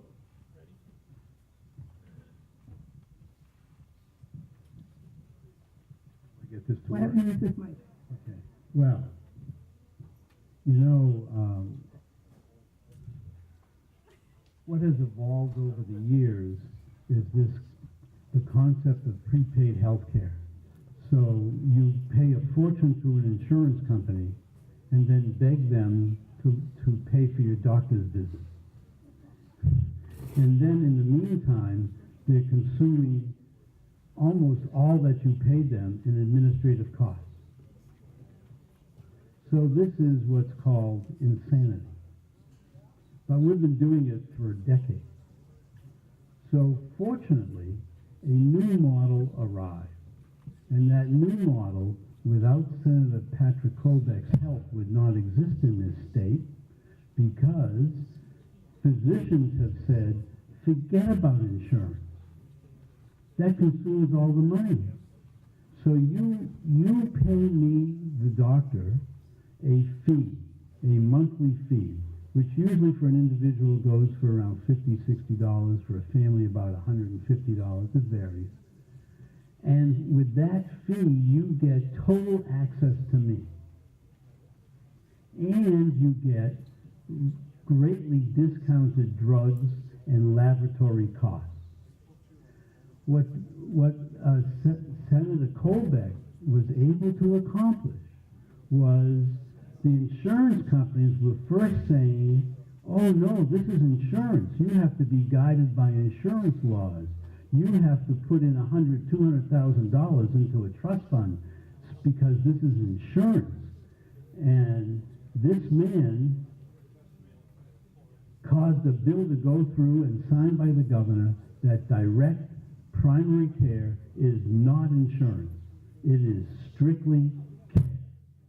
And it is growing like crazy. And look for people in your area who are doing direct care. Now, with a lot of insurance policies, the deductibles are so high that you can actually get this physician services for less money than the deductible. Just imagine that. So this is a great deal. And I have some slides about this, we'll talk a little later, that this is reigniting the patient and the doctor. What we have now is a commodity model where the patient is an excuse to write a bill to an insurance company. It's a commodity model. It's like going into the supermarket and buying a vegetable.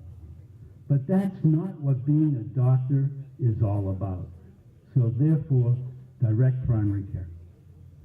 Thank you. Perfect. So if you think about healthcare and what we need to have covered, about 80% of what we need we can get through our primary care physician. What about that other 20%? Do we still have to go through Obamacare compliant insurance?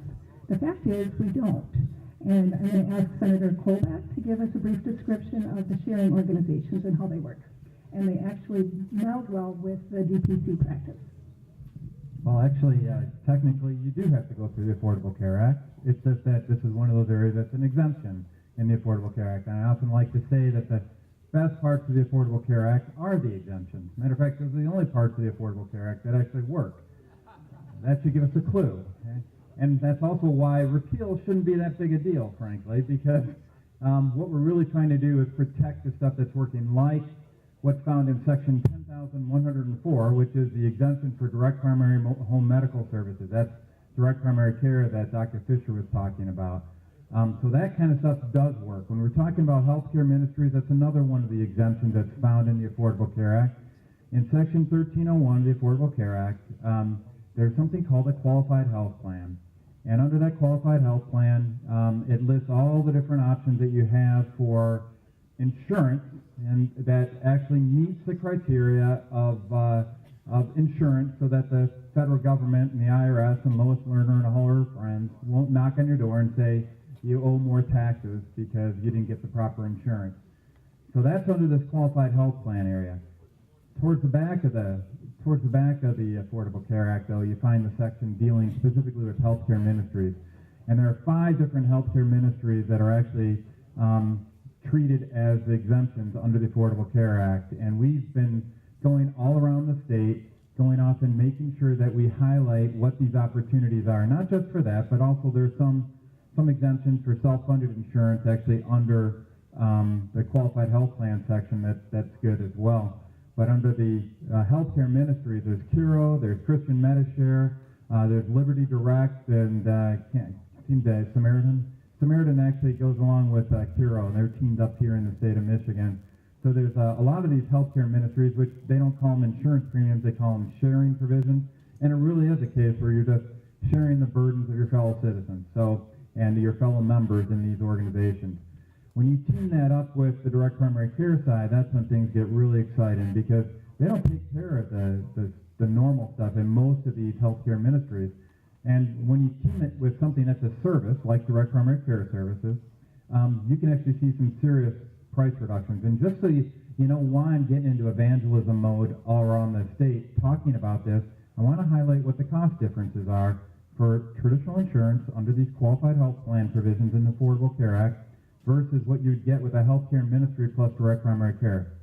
I go around a lot with Dr. Chad Savage, by the way, who's out at Your Choice Direct Care out in Brighton. He's one of our all-star direct primary care docs.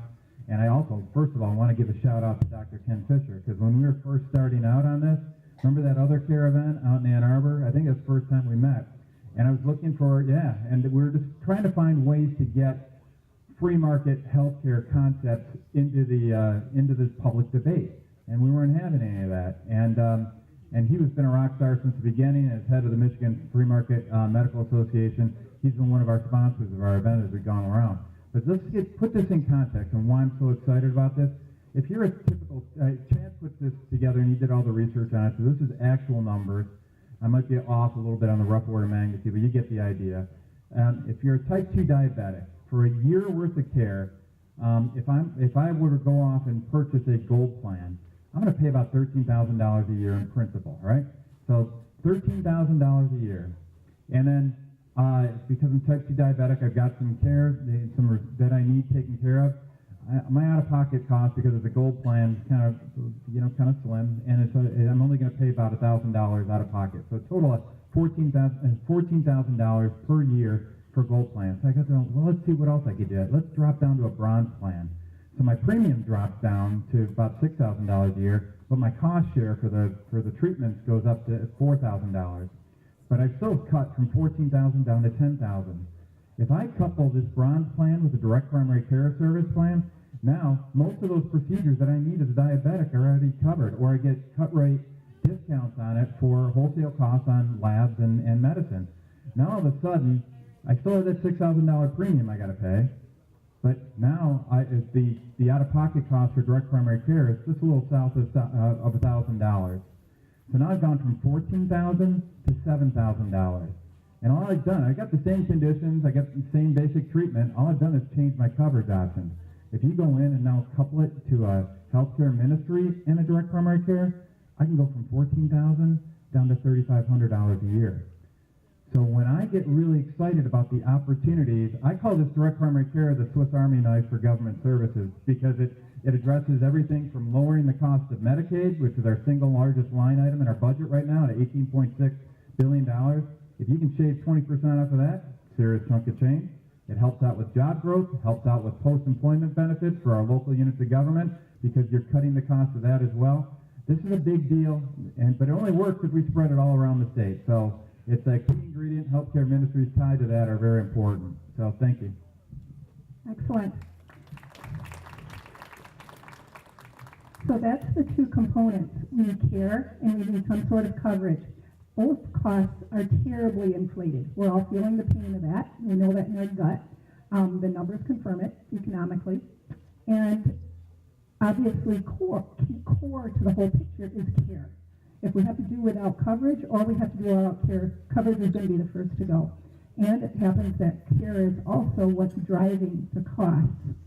So we think of Obamacare as the evil in our picture.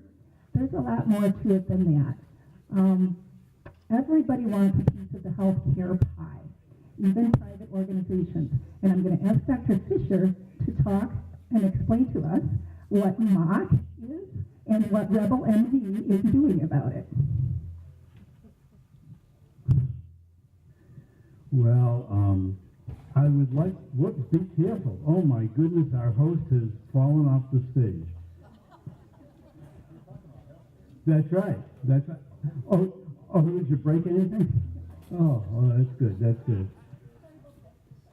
Yes, maintenance of certification. So, most of us doctors, we go to medical school, we do a residency, many of us do a fellowship. You then take a test at the end of your residency in the lodge area in which you did a residency. That's called boards. Mine was done by the American College. What was it? The American Board of Internal Medicine. There you go, something like that. It was a long time ago. I mean, you can see my age. And then I did nephrology boards. Okay, so and of course, in my first year of internship, I passed another board exam, the American Board of Medical Specialties. Okay, so therefore, I'm called triply boarded, and supposedly that's a big deal. Supposedly, so you were certified for life if you maintain 50 hours of education a year, or actually it's 150 hours in 3 years, so you can get 45 1 year and 55 the next year. And you were certified for life. Around 2000, starting with the American Board of Internal Medicine, they got this idea. The idea was we can reap a fortune if we say that board certification is limited and that you have to take our new tests every 5 years, every 10 years, and you can pay a fortune for that, to take that test, and if you don't do it, we'll take away your certification. So they couldn't do it to us old timers because we had too much clout, but young people coming out now are subject to this maintenance of certification test. Okay, they then will go to the Congress of the United States, who you know will practically buy any plan that you tell them is going to save you money, and they said we're going to make our doctors no more, so they'll practice more efficiently. We're going to put in safe practice rules so that they don't spend a lot of money. So Congress says, oh, this is great. So they've gone to Congress, and now through Medicare, you'll be penalized if you're no longer board certified. Well, it turns out that an editor of Newsweek looked into this, and it turns out that the American Board of Internal Medicine took the money and bought a $5 million apartment across the street from their headquarters bought a limousine to drive them around town, and also have now $35, $40 million in an account to spend as they see fit. That is really revolting. Now, and all the other medical specialties have jumped on board to get in line with this cash cow.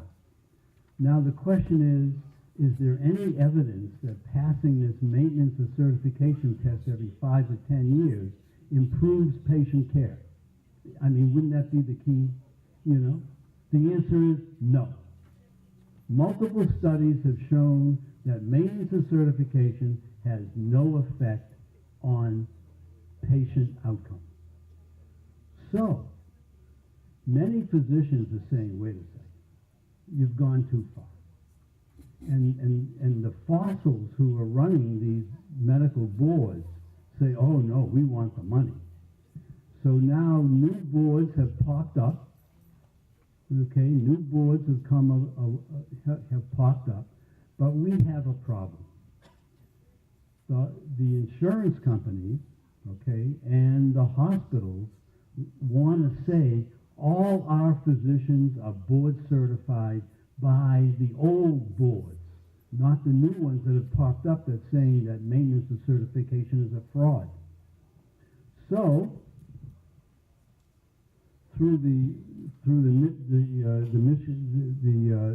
Michigan Medical Society, some of us passed a resolution that said that we're going to put try to pass in the legislature a rule that says once you're boarded for life, and that if you maintain your CME, you have to maintain your CME, your continual medical education. You have to maintain staying up to date.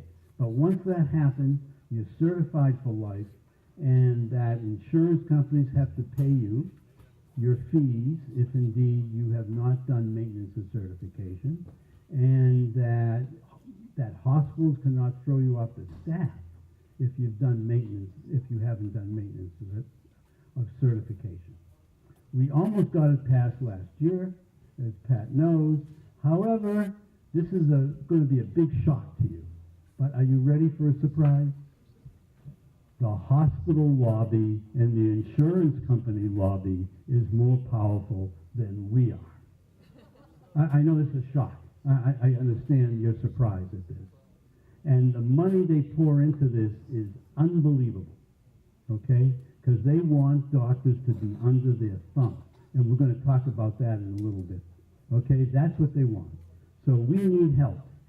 We need help for you guys and gals to write the legislators that MOC has to stop. Maintenance of certification has to stop. And Meg Edison at Rebel MD, you can Google Rebel MD, and she's a national leader in fighting MOC. We've gotten about 4 states now, Florida, Oklahoma, Tennessee, to pass rules that MOC cannot be used against you. Thank you. And Texas is on the way. They held their conference this past week. Yeah. So our own Michigan, Grand Rapids area, Meg Edison, is Rebel MD. And her blog is well worth reading. She's been a great leader on this area. So we've reached the point that if we're going to have time for Q&A, we're going to have to first watch a presentation or two with great pleasure. Senator Colbeck, would you like to go next with your presentation? Okay. All right. Okay, no formal presentation. We got a slide presentation we do all across the state. If you go to morninginmichigan.com, you can see those town halls, and you're going to see some much better speakers than myself talking about this. We'll actually have practicing direct primary care physicians.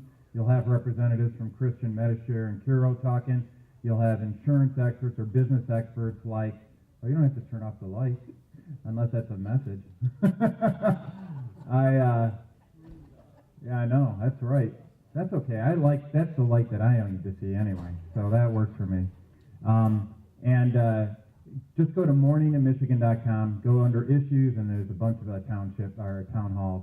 We've been doing this back since 2014. I think it was the earliest forum I did out at Wayne State Medical School, just trying to get the message out about free market healthcare opportunities that we have. Because, you know, as Ken was talking about, you know, it's the insurance companies and the hospital associations are the ones that are where we get a lot of the savings from. So if you have a case where 80% of your transactions are now being done by a service like direct primary care service and not through the insurance company, that kind of hits them a little bit. And then when you actually look at the benefits of direct primary care and you see it keeping people out of the hospitals and cutting down on their chronic illnesses, well, that starts hitting on the other side of the fence and start getting into the catastrophic care and start reducing the cost there.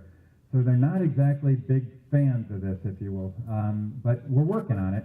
And actually, there's some good news I need to report here. First of all, I want to highlight with the last election, we had a lot of good news to present.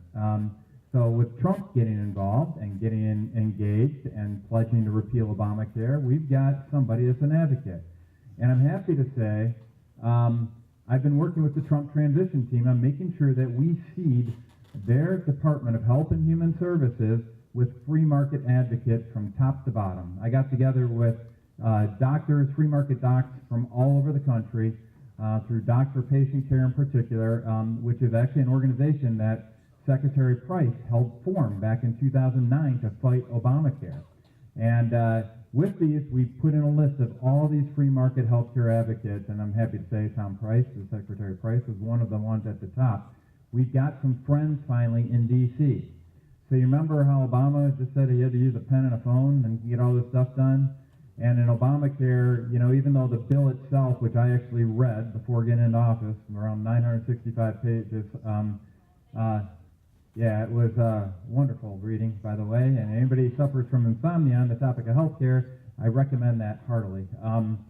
So the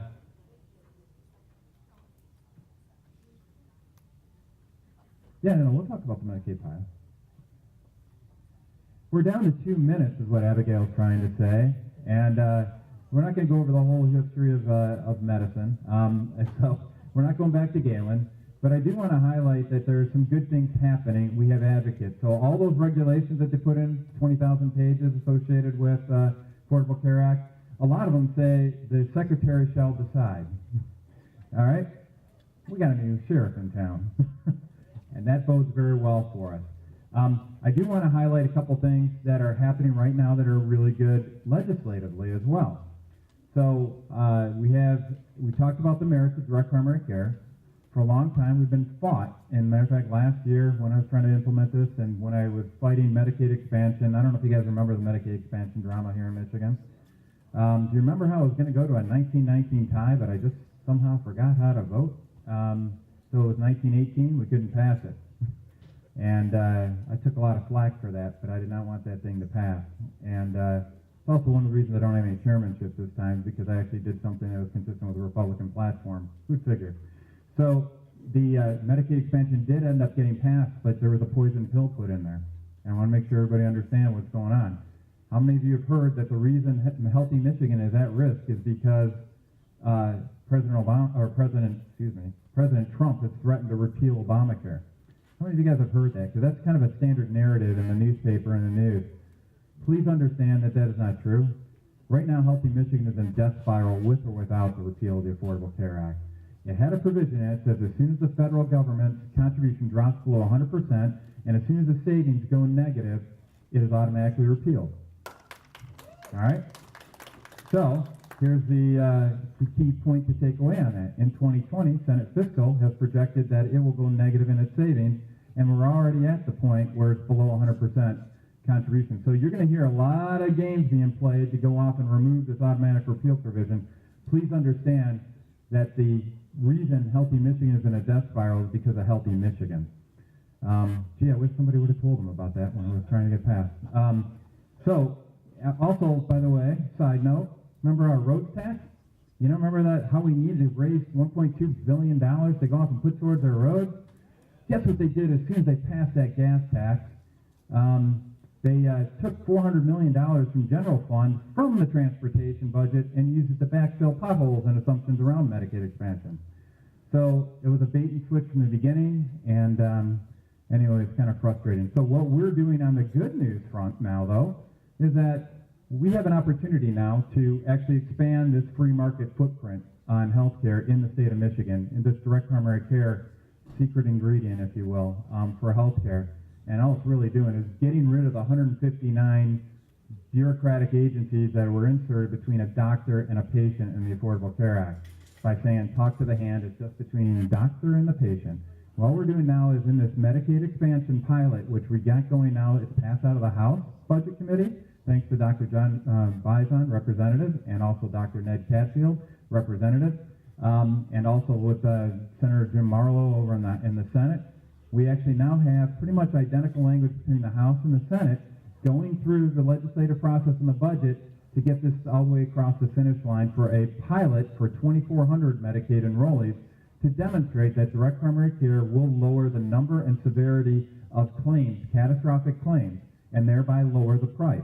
Now, I've gone off and highlighted that if this were applied and rolled out to all 2.4 million Medicaid enrollees in the state of Michigan, we would not only give better care to the people that we're trying to take care of with Medicaid, but we would lower it would save 20% on an $18.6 billion line item. That's $3.7 billion. And so when we're starting to talk about federal health care reform, one of the things that really excites me is the idea of a Medicaid block grant, and I'll tell you why. If we got a lump sum block grant from the federal government, from their Medicaid portion on it, not only would we cap the long-term liabilities associated with Medicaid at the federal level, so help us out, taxpayers there, but also that $3.7 billion goes towards our bottom line in the state of Michigan. You know, people like to talk about income tax reduction and elimination of that. Well, we got about an $8.6 billion hole we got to dig out of for that. $3.7 billion would make a pretty good start to that hole. What do you think? And so that's why I'm excited. That's why I'm in evangelist mode on it. The good news is it appears that we're getting traction on it this year in the state, and I'm trying to use Medicaid as a way to expand the footprint of DPC docs, let doctors know that it's safe to come out in the water again and practice medicine the way they were trained. And when we do that, we're going to open it up for everybody in the private sector as well. So I'm ecstatic about that, and that's some good news, I think, on the healthcare front here in the state of Michigan. Excellent. It is for sure good news. As taxpayers and people who watch the state budget as well as the federal budget, we love hearing about some cost savings like that. There are several legislative things in Michigan that we've heard about. Good news, things for you to promote with your legislators. There are some state current laws that are barriers to competition and market forces, which as conservatives we know are the only thing to really bring down costs. So I'd like each of you to name your pet law in Michigan that if you could take it down, you would. A barrier to actual care in Michigan. Certificate of need. So a certificate of need, I don't know, for those of you who don't know about it, it's supply side economics. It's essentially the state comes off and lets hospitals know whether or not they can open up new beds. That lets MRI service providers let them know whether or not they can open up an MRI in a particular area. And it just drives up costs. Anytime you constrain supply, you're going to increase costs. It should be economics 101. But the hospitals like it, and it's something we got to get rid of. For sure. And just to expand on that picture, there are about 5 or 6 different fees associated with applying for the certificate of need. Those fee schedules doubled according to the legislative vote about 3 years ago. So they're not going in the right direction with this thing, and if you get a chance to mention CON or certificate of need to your legislator, please do. The thing has to go. Dr. Fisher, is there a particular law in Michigan that you feel is an obstruction to care? Well, I'd like to piggyback on what was just said. The first woman who was tenured at the Harvard School of Business has been preaching for the last 15 years that if you really want to affect healthcare, lower cost, better care, perhaps we should have diabetic hospitals. Perhaps we should have orthopedic hospitals. Perhaps perhaps we should have cardiovascular hospitals. By the way, the cardiovascular hospitals that are in existence now, owned by doctors, have the highest ratings in the United States. However, the Affordable Care Act prohibited doctors from opening up hospitals. I guess who lobbied for that? So the thing is, the Certificate of Need laws was a Richard Nixon idea to decrease healthcare costs, which is sort of frightening. But all it's done is created massive mega hospitals who are these giant department stores like Macy's, et cetera, preventing boutique hospitals from opening. The hospitals that you would need, who would have special expertise for the chronic disease that you have, to be able to take care of you better, is being prevented. So Certificate of Need laws have to be repealed. Thank you. Absolutely. Great insight. Of all the people who should be able to open a hospital should be a doctor, right? I wanted to mention my pet law in Michigan, which is a broad scope of occupational licensure. When I went to nursing school, the job that got me through was being a nurse's aide. My best friend was a pharmacy tech. 3 years ago, Michigan licensed pharmacy techs, added a whole big new piece to Lara to track them, and a bunch of fees. This year, in fact, April 18, the Senate Health Policy passed unanimously, 10-0, licensure for nurses' aides in Michigan. It is absolutely the wrong direction. I encourage you all to write this down and look it up. Mackinac Center put out a study this spring. This isn't working. So, without any more delay, I want to go to Dr. Fisher to wrap up for us with a description of a book he's written that pulls together the mess that healthcare is in. Yes, I just want to bring out some ideas. It took me about 3 years to write this book, so I'm not going to bother you with 3 years worth of research. It's right over there.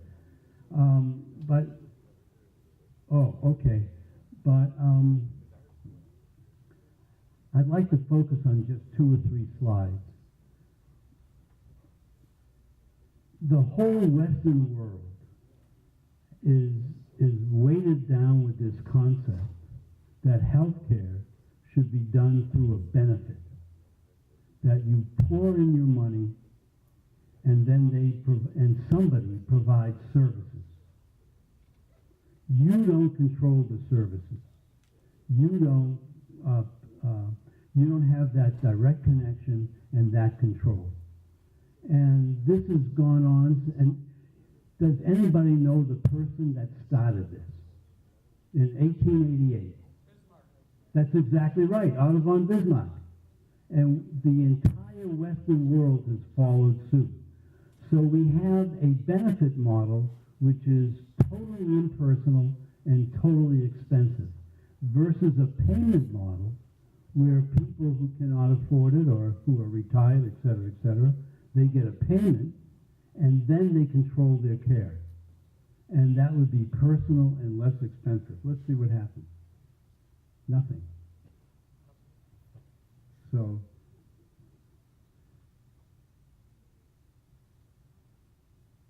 can you advance it? We're only going to do about 3 slides. Okay.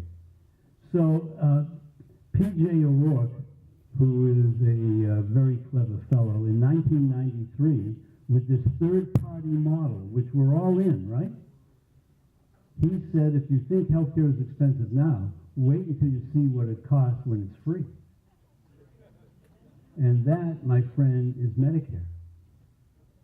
Now, let's talk about Medicare for a second. I'm on it. A lot of people in this room are on it.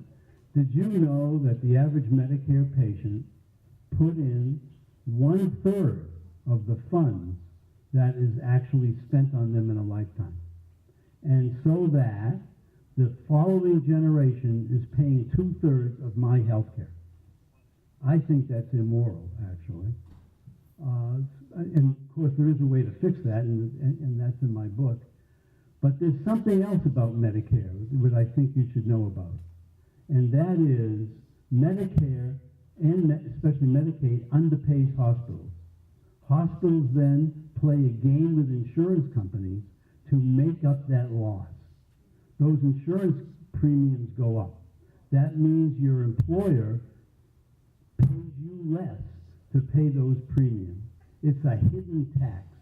And if people really knew that half of your premiums that you're paying or your employer is paying, and therefore not paying you a salary for that money, is going to subsidize Medicare and Medicaid. So if these politicians actually raise the taxes enough to pay for these, quote, programs, there'd be a revolution, right? They'd have to triple your payroll deduction.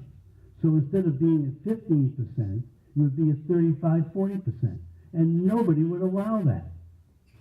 So they hide it by saying private insurance is going to cover the losses, and then the hospitals charge these enormous amounts, right, in collusion with the insurance companies to meet the losses for Medicare and Medicaid. That's plain wrong, and that's what I have to say. Thanks. And it's all in that book over there, and there's my wife. She'd be glad to sell you one. Perfect. Thank you so much. The two words racket and shelving going around in your mind, I think it's true of more of healthcare today. And thank you, Dr. Fisher, for doing that research. I encourage you to check out his book. I missed my last opportunity. I plan to buy one today. It's not a great big tome, so I think it's manageable information. I also want to encourage you to contact Senator Colbeck's office if you'd like to have one of those free market healthcare events in your area. Greg Ostrander is the staffer who's coordinating that, and he's got a great lineup of Facebook events and flyers worked out for that. And I would encourage you, if you're on Facebook, go to Healthcare Freedom Michigan. If you are on Twitter, follow me at PolicyRNAndy, and hope to see you out there fighting the establishment in healthcare. Thank you.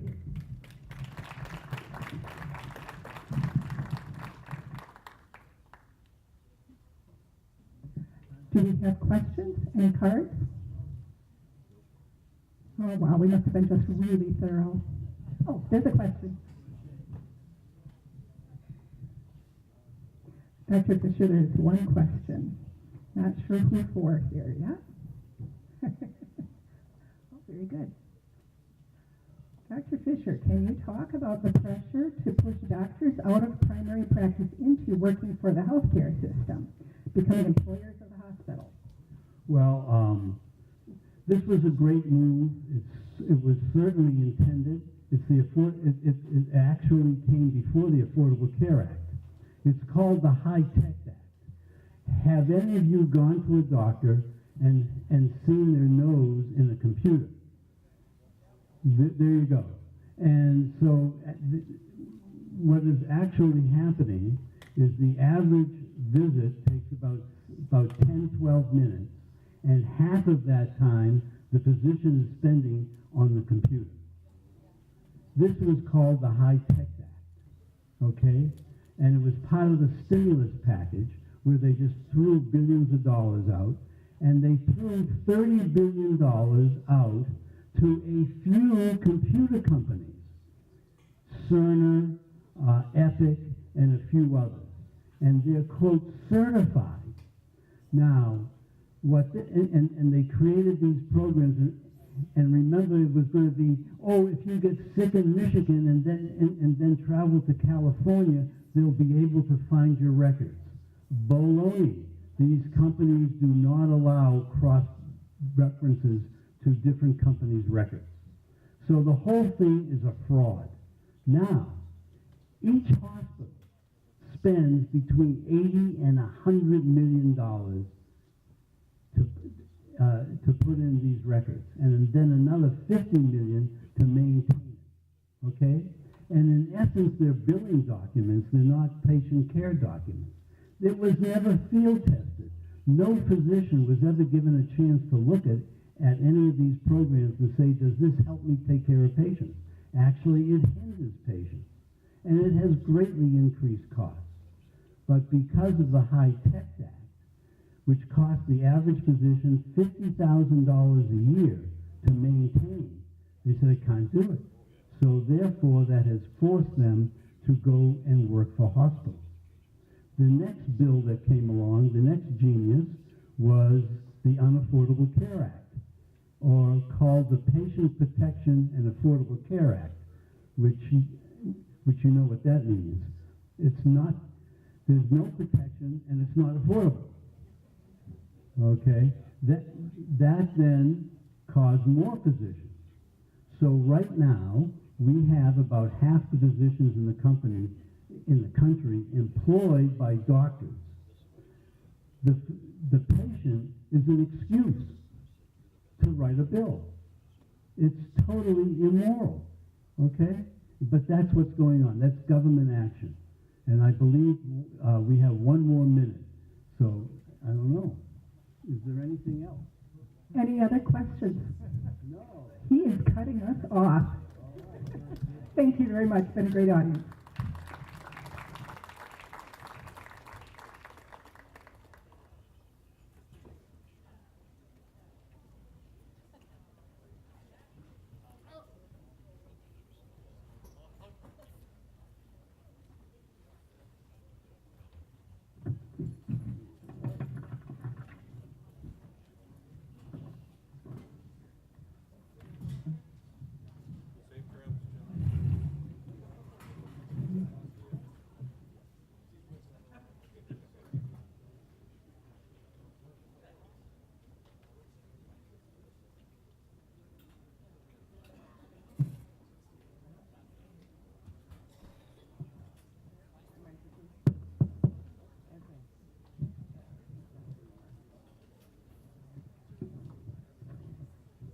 All right, we're coming down to the last panel.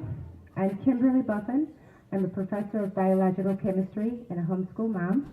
I've always identified as a conservative, but silently, because I didn't like politics.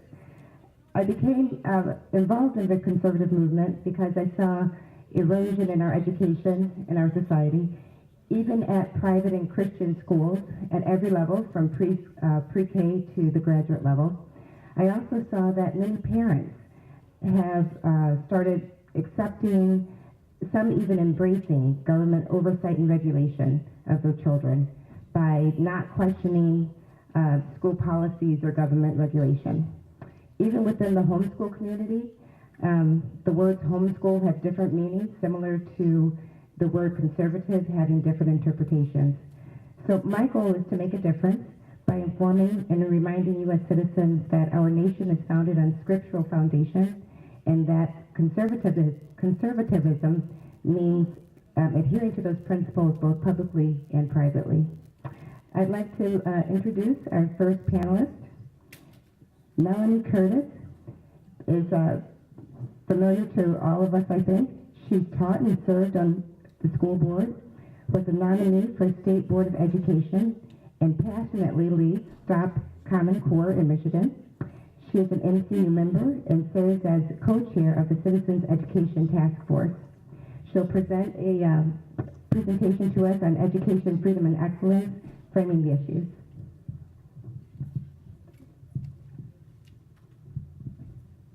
Thank you. Thank you for those of you who are staying for this last panel conversation. Our task force met, I don't know, about 12 times last year, and it's a challenging area because there's so many topics to cover. And so we came up with what we called our tenets, our primary focus for what we agree on is needed in education in Michigan.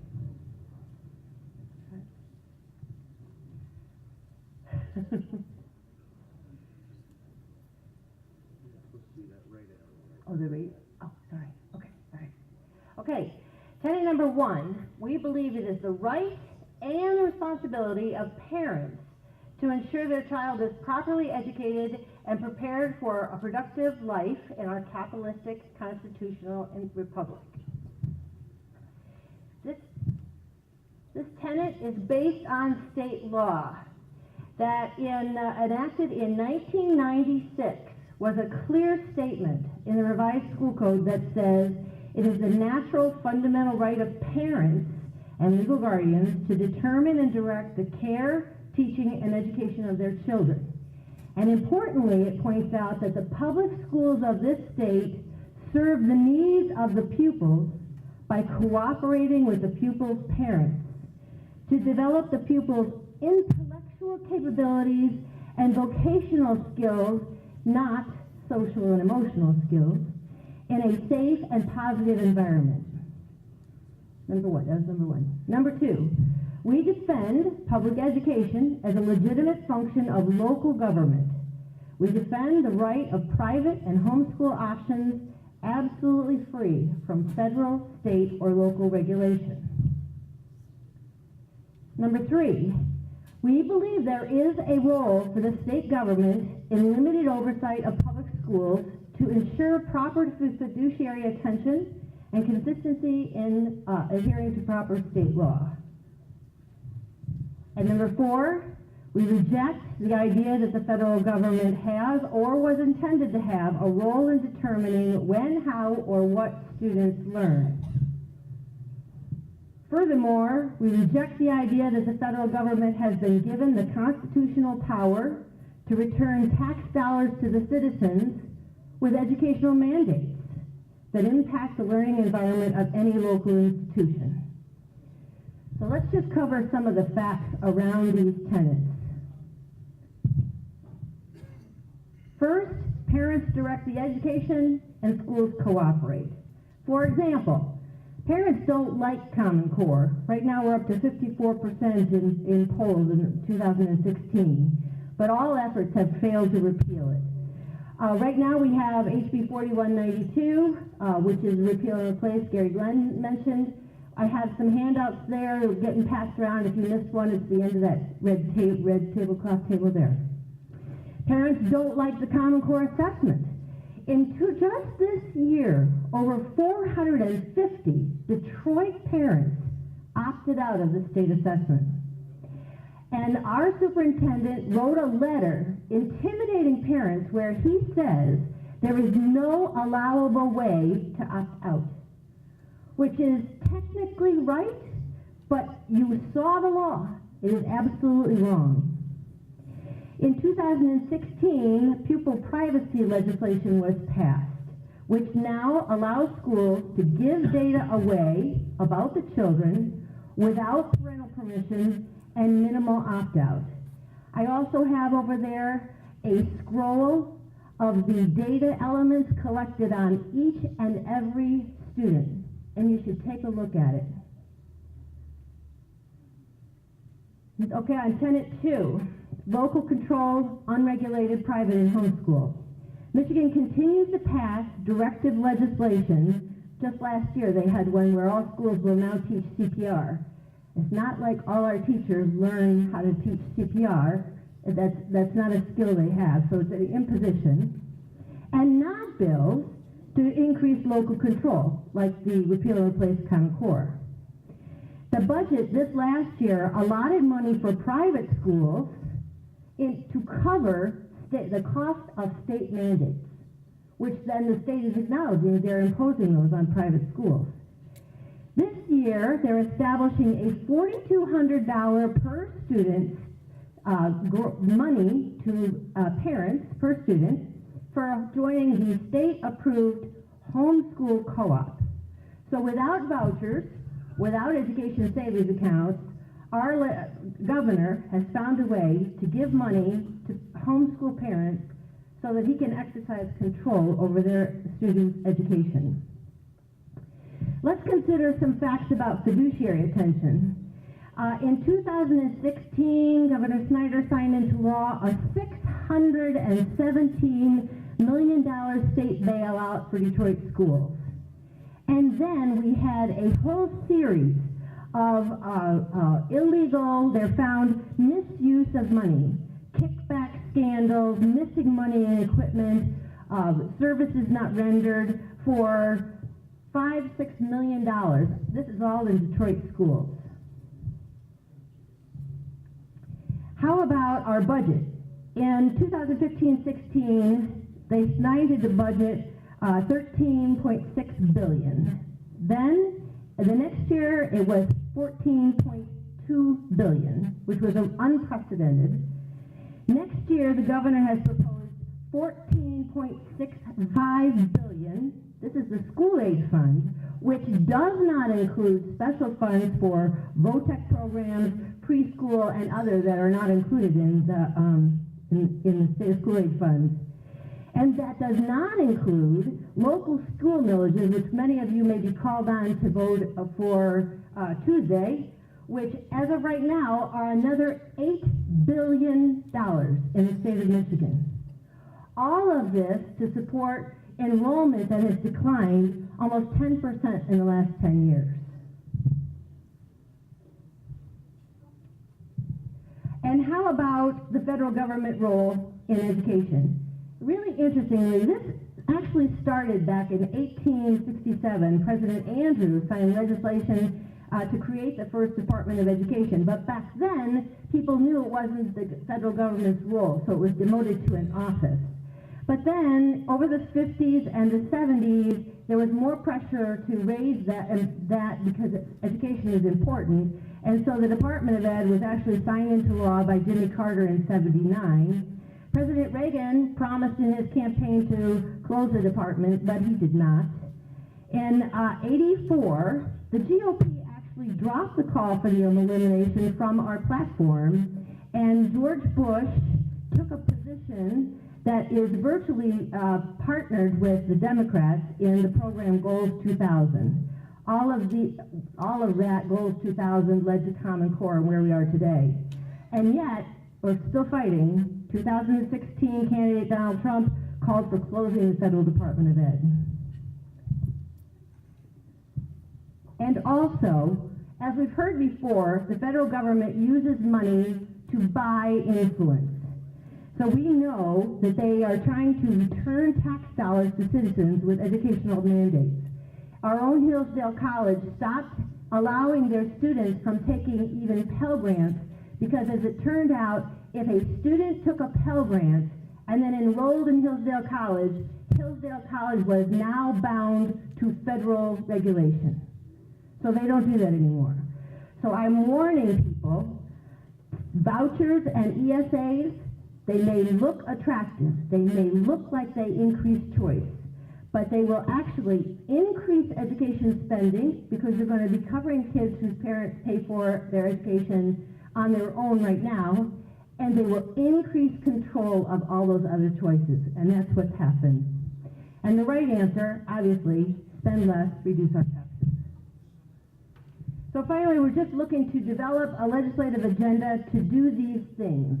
Restore parents' fundamental rights for educating their children, restore public and charter school integrity, protect independent private and homeschooling, act urgently to protect, like we've heard about, the Islam education in schools, protect and educate our children, and impose a major reset on education spending. Okay. Thank you.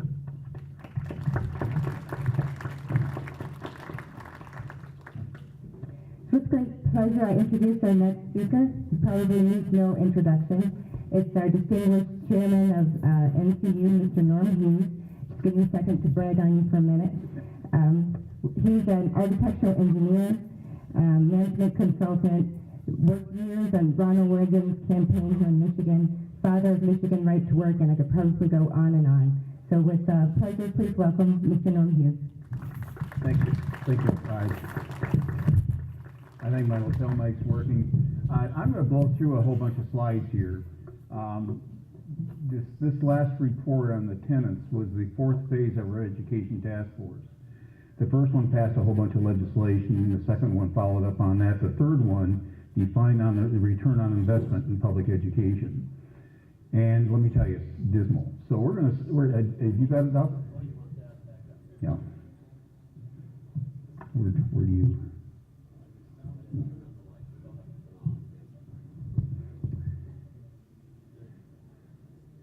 Wrong one. It's the one I had email to you last night? There were two of them there, just the second one.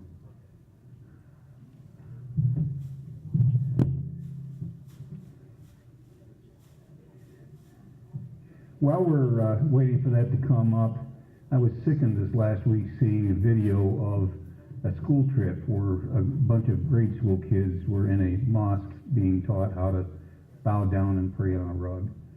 And, you know, the American values are so poor.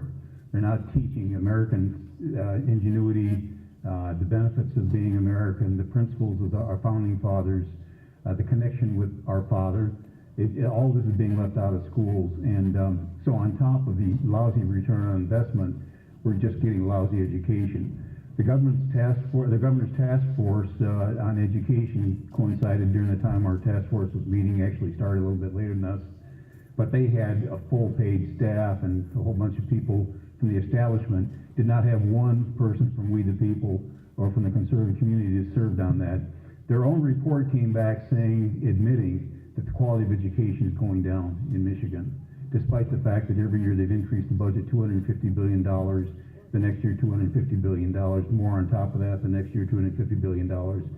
And so during that period of time, they've blown out the budget, and now they're doubling down. They want to do the same thing again, and they want more money to do it. So protecting the anti-Semitic and anti-Christian political movement has become a priority.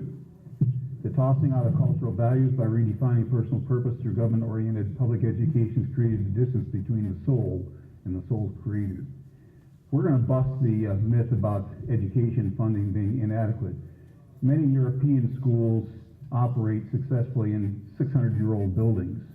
I remember Lake Orion where they had to try to pass a millage because the high school was 14 years old. So another thing is I've got a friend who is an industrialist in Wiesbaden, Germany, and over talking at the pool one day, I asked him, how long are your kids in school? How many weeks a year? How many hours a day? A fifth grader in Wiesbaden, Germany is getting 50% more instructional hours a year than a fifth grader here in Michigan. So, you know, here's what's happening with the U.S. spending on education. Here's the Michigan spending on education. Michigan's education is now 35% of the budget. 31% in Michigan. I'm sorry. Nationally, it's 15% of the budget. It's 31% of the budget in Michigan. We spent $11,000 in 2010. It's now up to $15,171 nationally. So up 50% in 7 years. The gross domestic product is 7.3% compared to other national countries of 6.3%. You see what's happening here. Money is not the problem. You see spending in that blue one going up, and you see math, reading, and science scores in the red, green, and so on at the bottom. So don't let anybody tell you we've got to spend more money to teach our kids. It's not true. Total inflation adjusting per pupil, you can see how that's happened. Here's another scoring here of the education spending and reading scores and math scores. We are composite 34th in the world, the United States is, and Michigan is 41st of in the states. So spending over $14,000 a student a year, we're 41st in quality in a country that's 34th in the world. So it's pretty miserable. We're ranked 15th nationally in terms of spending, but 41st in quality. Pupil revenue in different communities shows you that it's not a matter of economics or economic conditions. Meanwhile, we're spending over $14,000 in public schools. National average for private schools is $9,582, and in Michigan it's $6,654. So we're getting better education at half the price. State university revenue gone up. Tuitions and fees much more than the state spending. So since we've been subsidizing the student loans and so on, the higher education's taken advantage of that. They whack up the loans, and the debt is excruciating. I'll show you that. Here's the ratio of student spending going up, student population going down, and the score is, of course, natural. So what's happening is, to be able to do, with losing 10,000 students a year, these school districts are reducing the class sizes. It's now an average of 18, and to try to keep all the infrastructure, all the teachers, all the buildings, when they could be consolidating. So in the meantime, as we lower that, the statistics are that the second best high school in the state of Michigan has a 29-to-1 student-teacher ratio. The 5th and 18th best is 39-to-1. So it's like the old day where they give a nun a ruler, and she'll handle a group of 70. You know, we're seeing that the better schools are not necessarily because they have smaller class sizes. So the return on investment is pretty lousy. Here you can see what education spending versus transportation spending in Michigan. Here you see, it's kind of interesting if you look at this this segment here. This is Granholm's last 4 years. And student enrollment went down, spending went down in direct proportional. Then Snyder gets elected, and spending goes here, but student enrollments keep going down. Republicans are the problem in lousy education in Michigan, to be honest with you. Meanwhile, the debt has gone up. Metzger's said, the legislator that I talked about earlier, that they're going to be getting on that right away. You see what's happening with debt, Michigan in blue, U.S. debt in schools in red. Here you see the retirement pension funds, how that's grown. They've started to pay it down, but we've got to change from defined benefit to defined cost to get rid of that problem. Here's the United States. You see all these countries up above us, and here's us, and then within the United States, we're down here. You can see how much lower we are compared to Singapore, that's only charges costs $750 a student, the second best country for education in the world. So the return is extremely lousy. Here in 1 year, 829 high schools, you can see 230 did not pass one college-ready student. You think about it, even the valedictorians, you think about that. So Snyder, of course, has got 16.1. You covered this, now I am going to go on here. So the huge annual education budget keeps increasing, and of course, like Einstein said, Sandy is doing the same thing over and over again, expecting different results. But of course, they want to double down and spend more. This is what $1 billion looks like. So student loans, meanwhile, skyrocketing. Student loans compared to credit card, skyrocketing. Student loans versus inflation of other things. Education, books, and supplies here. This is tuition and fees, books. This is house prices, consumer prices. So education is fueling a lot of the inflation. Another comparison, tuition, textbooks, medical care, all other items. You see how it's inflating compared to everything else. So the average school teacher in the United States earns $5,300. $53,000, average is well above the average of $45,000 for workers. It's kind of interesting, in Michigan, the average household income is about $42,000 a year, and the average teacher's salary is $68,000. So, and of course, many of those households are two household earning incomes.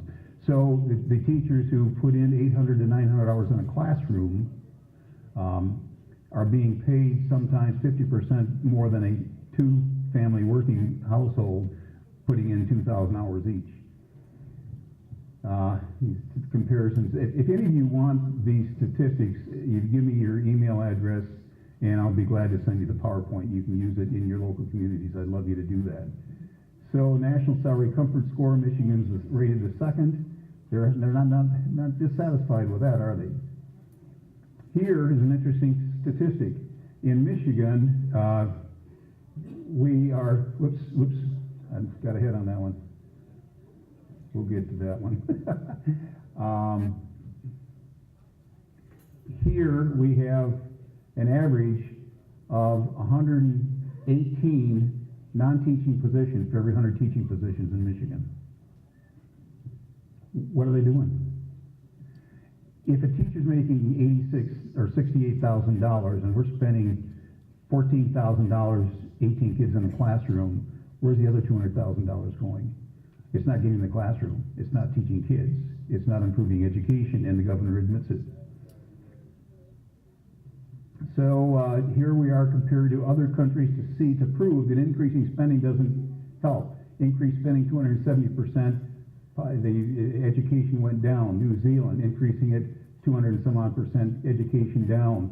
So spending more money, increasing your budget is not showing. Only one out of all these nations had a little bit of improvement, 1% for Japan, for a 109% increase in their spending. So throwing more money at it doesn't get the job done. And we have to, you've got to be telling your neighbors that, because education's a sacred cow. It's all about the kids. We've got to give them more money. But 118 out of 118 positions non-teaching versus 100 that are otherwise. So, clearly it could be put to better use. Better academic achievement comes when parents read books with children, regardless of the family's socioeconomic status. Continue engaging with your kids. Out-of-boundary schools and charter schools are producing better. 82% above the state average in reading, 72% above the state average in math. The report has left observers skeptical. This is your superintendent, Dr. Whiston, saying we need more money. We got to help money for poorer districts and those learning a second language. But this shows that spending less than recommended amounts points to the conclusion that funding isn't the answer. This is the Detroit News study. And here you see the argument we need more money for lower income school districts. Lower income on the left side, Benton Harbor 12,000, higher income, St. Joe's 8,700 with more results. So it's all a red herring. There's no correlation between money and spending and how students perform academically. And of course, there are choices for schools. For us, constitutionally, we can't have publicly funded choices. Here are some states with much better results that have full-blown voucher systems. So get the right people to become teachers. This is really interesting. In the United States, we get our teachers typically from the bottom third of the ACT scores and so on. And other achieving nations are saying you must be in the top 1/3, you must be in the top 20%. So we are not getting our best people going into teaching. Now in foreign countries, they start the initial salaries a little bit higher, and then they're reduced, the bump ups from there are less. One thing that's an endemic problem with any collective, and ours is a collective system, it's a communist-related theory. You hold down the brightest and the best to be able to prop up the lazy and the lousy. And so, it's exactly what's happening. The lousy teachers are protected. You can catch them with a smoking gun, you can't get rid of them. It takes 2 years to get rid of a bad teacher. And so, we've got to find the smartest people, convince them to teach, give them a little bit more money if necessary. We certainly can do it by cutting down the administrative staff. One thing that's unique about charter schools is their central staff is usually less than half of that for a typical public school. So they have less overheads, and they can reduce the tuition because of that and operate on less per year. So here is the excellent teachers annual per pupil spending in U.S. compared to others. You can see ours is going up. We're highest in the world. And of course, got to get rid of the sacred cow. Who is the sacred cow? Your colleges of education, State Department of Education, teachers unions, accrediting bodies, professional organizations, connected vendors, and major donors. And these people are the tail that are wagging the dog, that are playing whack-a-mole with us. If it's, it's race to the top, it's Common Core, one system after another. And Michigan has got over $20 million invested in the biggest textbook company. So when we roll it over, we're increasing the value of the Michigan stock in that education company. So get bureaucracy out of the way. The collective model cannot work. Competition drives quality and limits cost. Parent empowerment and teacher excellence. These are the answers to lousy education. This is revise the state constitution to allow even more choices. And that's all I have. I wanted to relate this to you. It's very, very important. You understand the dynamics, and you go away knowing that more money isn't solving the problem. Go to the polls Tuesday and vote no. Vote hell no. Thank you. Thank you.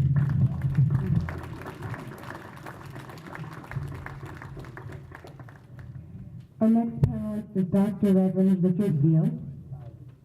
Sorry. Ziley.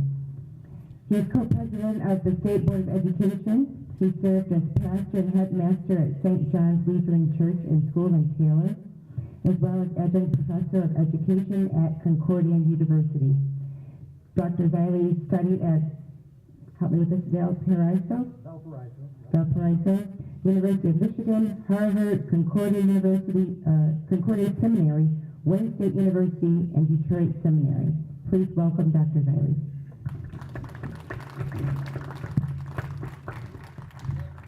Thank you. First, let me thank both Norm and Melanie for excellent presentations. That's a request to send me the video. You know, in baseball, the third or fourth guy to bat is the cleanup batter, and he's supposed to, you know, drive the folks that are left on base. But when the two people before me hit home runs, I'm not quite sure what I'm going to do now. One thing I'd like to point out is that when you lie, it catches up with you. When I was first elected to the State Board of Education and attended my first meeting, there was a presentation, and the people from the Department of Education were saying, now we know that the most important factor in a child's success in school is the teacher. And I raised my hand. I said, really? More than parents? More than, you know, values in the home? They said, well, we can't control those things. We can only control the teacher and the heat in the room. So we're going to credit the teacher with the child's success. Well, it was a lie. I think we all know it's a lie. A related lie is the idea that you can make up for parental neglect with government programs. And that's what eats up all the money that Norm has been talking about here. Now, a way in which this lie has come to bite the educational establishment in the hind part is whenever there's a failing school system, people immediately blame the teachers. They do that because that's what the Department of Education has been preaching for the last 10 years. Well, when you lie, people suffer. I've always felt my primary role on the state board has been to tell the truth.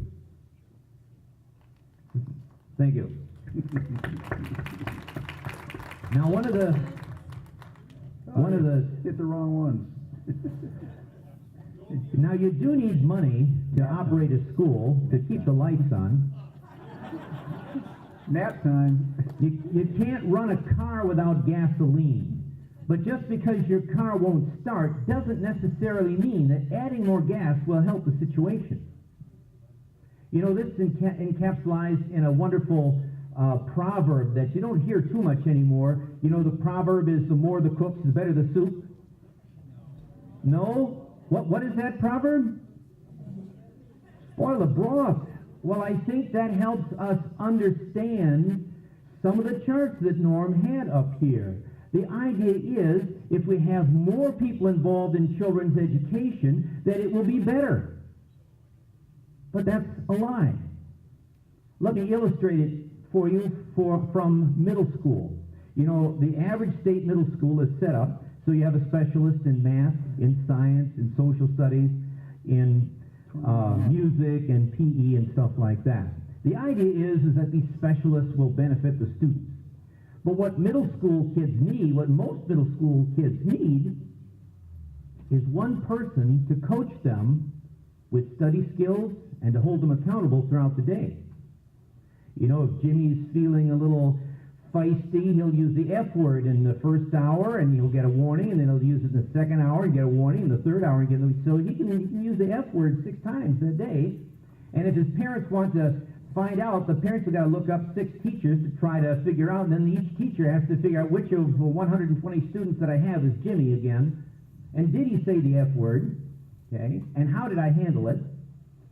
You see, that kind of organization that is pretty standard for most of our state schools is dysfunctional.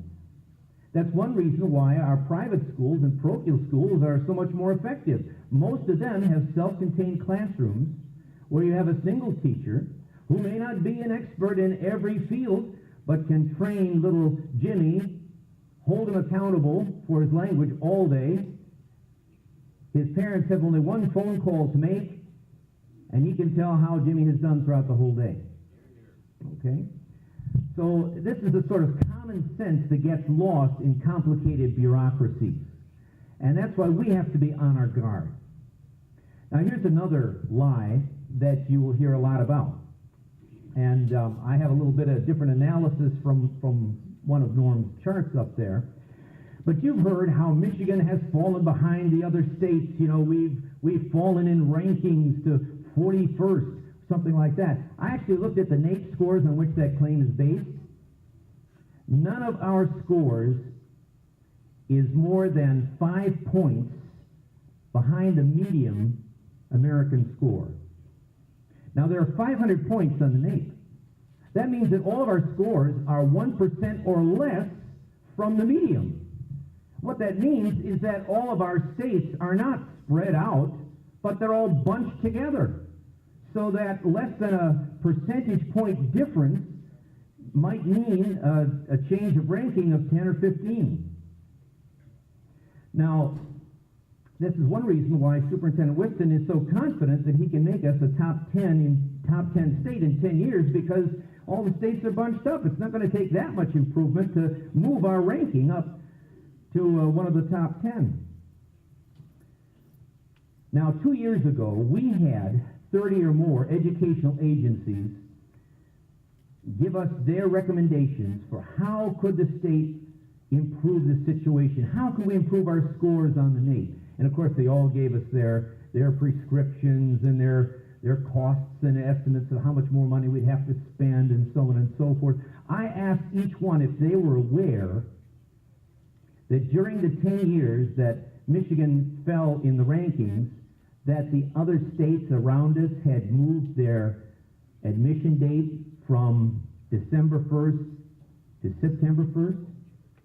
It means that Michigan kids were on average 5% younger starting off school than all the other states. Now, last year, the state board made the change, and we're on track so that, and of course, it's going to take 12 years for our kids to match up with all the kids in all the other states. But, you know, 5 years difference in age would more than explain a 1% difference in score on a test like the NAEP. But no one seems to be aware of it. The media never picked up on it. There was no money in it, so nobody wanted to talk about it. It reminds me of the time I served this. My first church was a small church in New Jersey. We had water in the basement, and I had a plumber come, and he said, well, we can put in French drains. It'll cost you about $20,000. And I was thinking, my goodness, this church can barely pay my salary. Where are we going to come up with $20,000? So I asked one of the elders, shared the problem with the elder, and he looked at the church, and he went out and bought 2 2x6s and put them at the edge of the hill that was next to the church, and that directed all the runoff water into the street. We had no more water in the basement. I learned from that, you know, when you ask an expert, he can only, in his tunnel vision, you know, he'll give you the most expensive solution that he can. Whereas if you take a step back from the problem and look at it in an ordinary way, common sense will often suggest something that's simpler. I don't want to use the word cheaper. Let me say more responsible there. So these are the kinds of insights that we seek to bring to the State Board of Education. I want to thank all of you who worked so hard in the past election. Some of you, I know that you were all outraged as I was when the State Board of Education adopted in September its LGBTQ guidelines, calling for transgender kids to use the bathroom with kids of the opposite biological sex. It was deep confusion. Anytime you sunder gender from biological sex, you know you're asking for trouble. And that is not the basis for, that's not a sound basis for any kind of public policy, particularly for children. The state board adopted that anyway at the urging of John Austin, who was up for re-election in the fall. And your outrage and Mr. Trump's leadership led Michigan to eject him from office.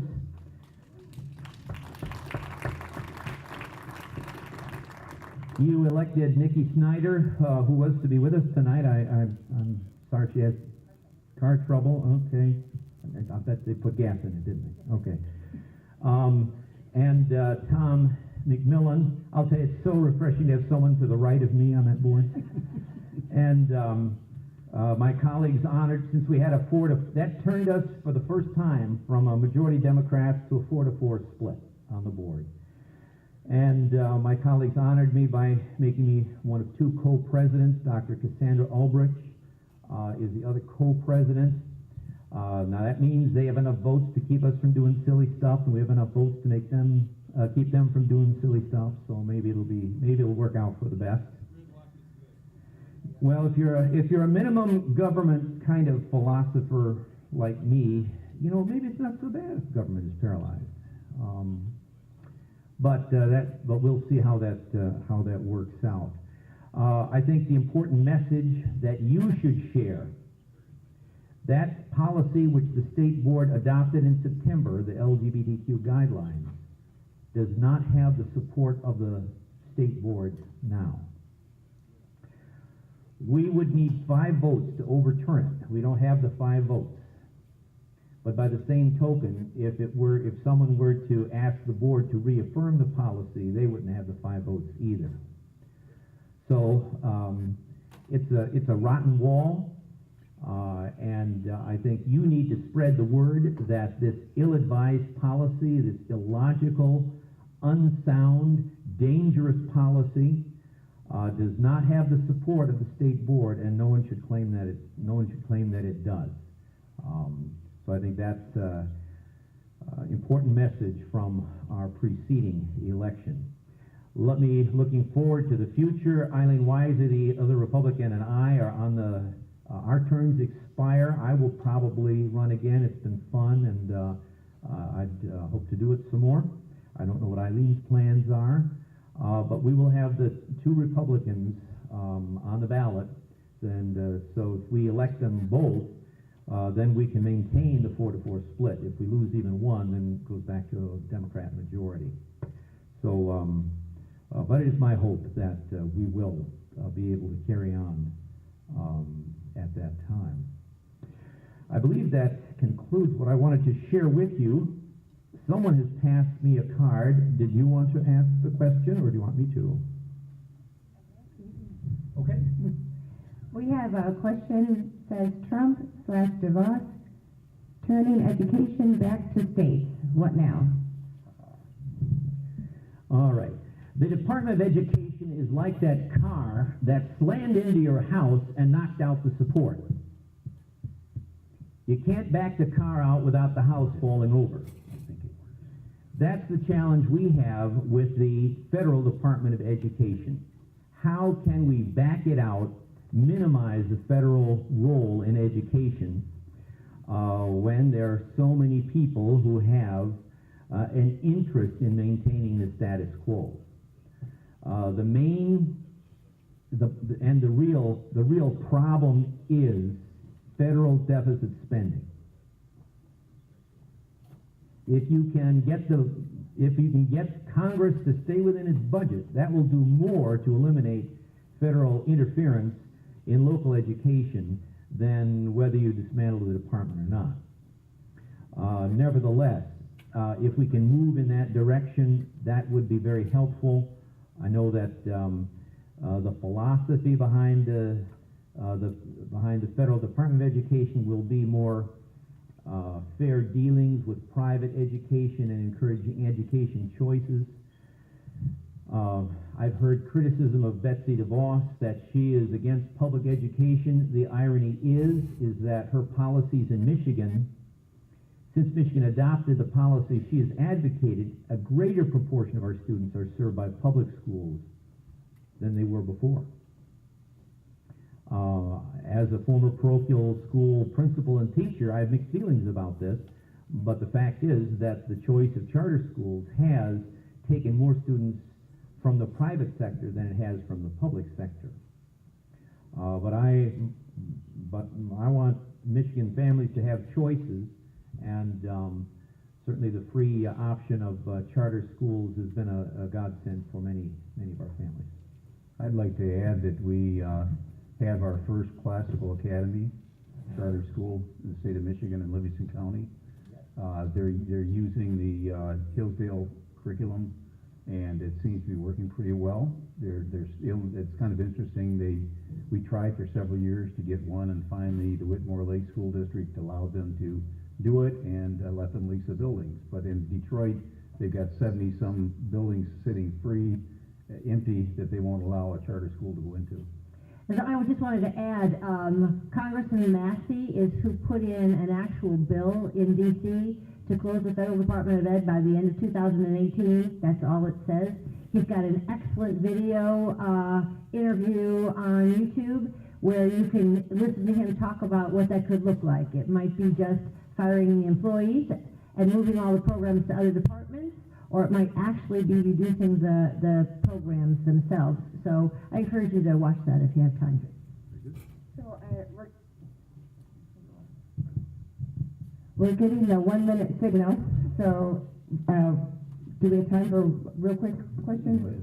Okay, so we have basically the same question asked twice. So Dr. Zilli, what does it take to have the State Board of Education reaffirm its position on LGBTQ, and will you move to affirm transgender policy so it can be denied? Parliamentarily, that would be problematic, because you need to have a majority of the board, not just those present, but an absolute majority of the board to put that question on the agenda. So if the Democrats are on their toes, they will prevent us from doing that. The other possibility is they may, some of those Democrats are pretty committed, and they may want the board to reaffirm that policy. And if they do that, then they're setting themselves up for, I think, public relations debacle. But we have to discuss what our possibilities are. Okay, and then, okay, for Melanie, Betsy DeVos has claimed that Common Core is no longer in effect in Michigan. Is this true?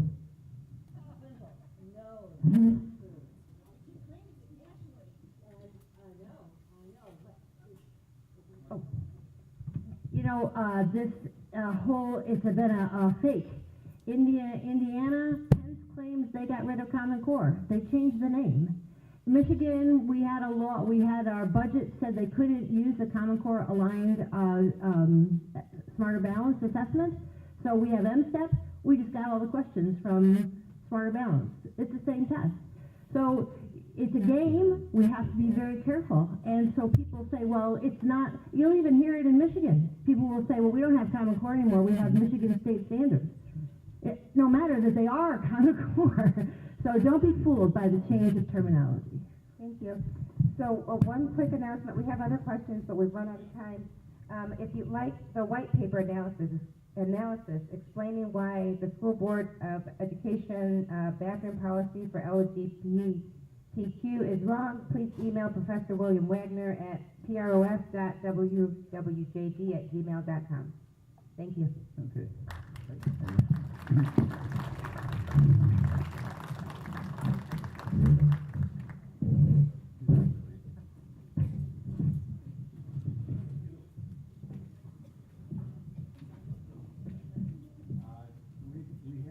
candidate for governor with us that we want to give a few minutes to introduce himself. And then we will close out the session with just giving input from you and just, what you would recommend we as an organization do over the next year, and maybe give you some ideas on how we might work together. Dr. Jim Hines from Saginaw.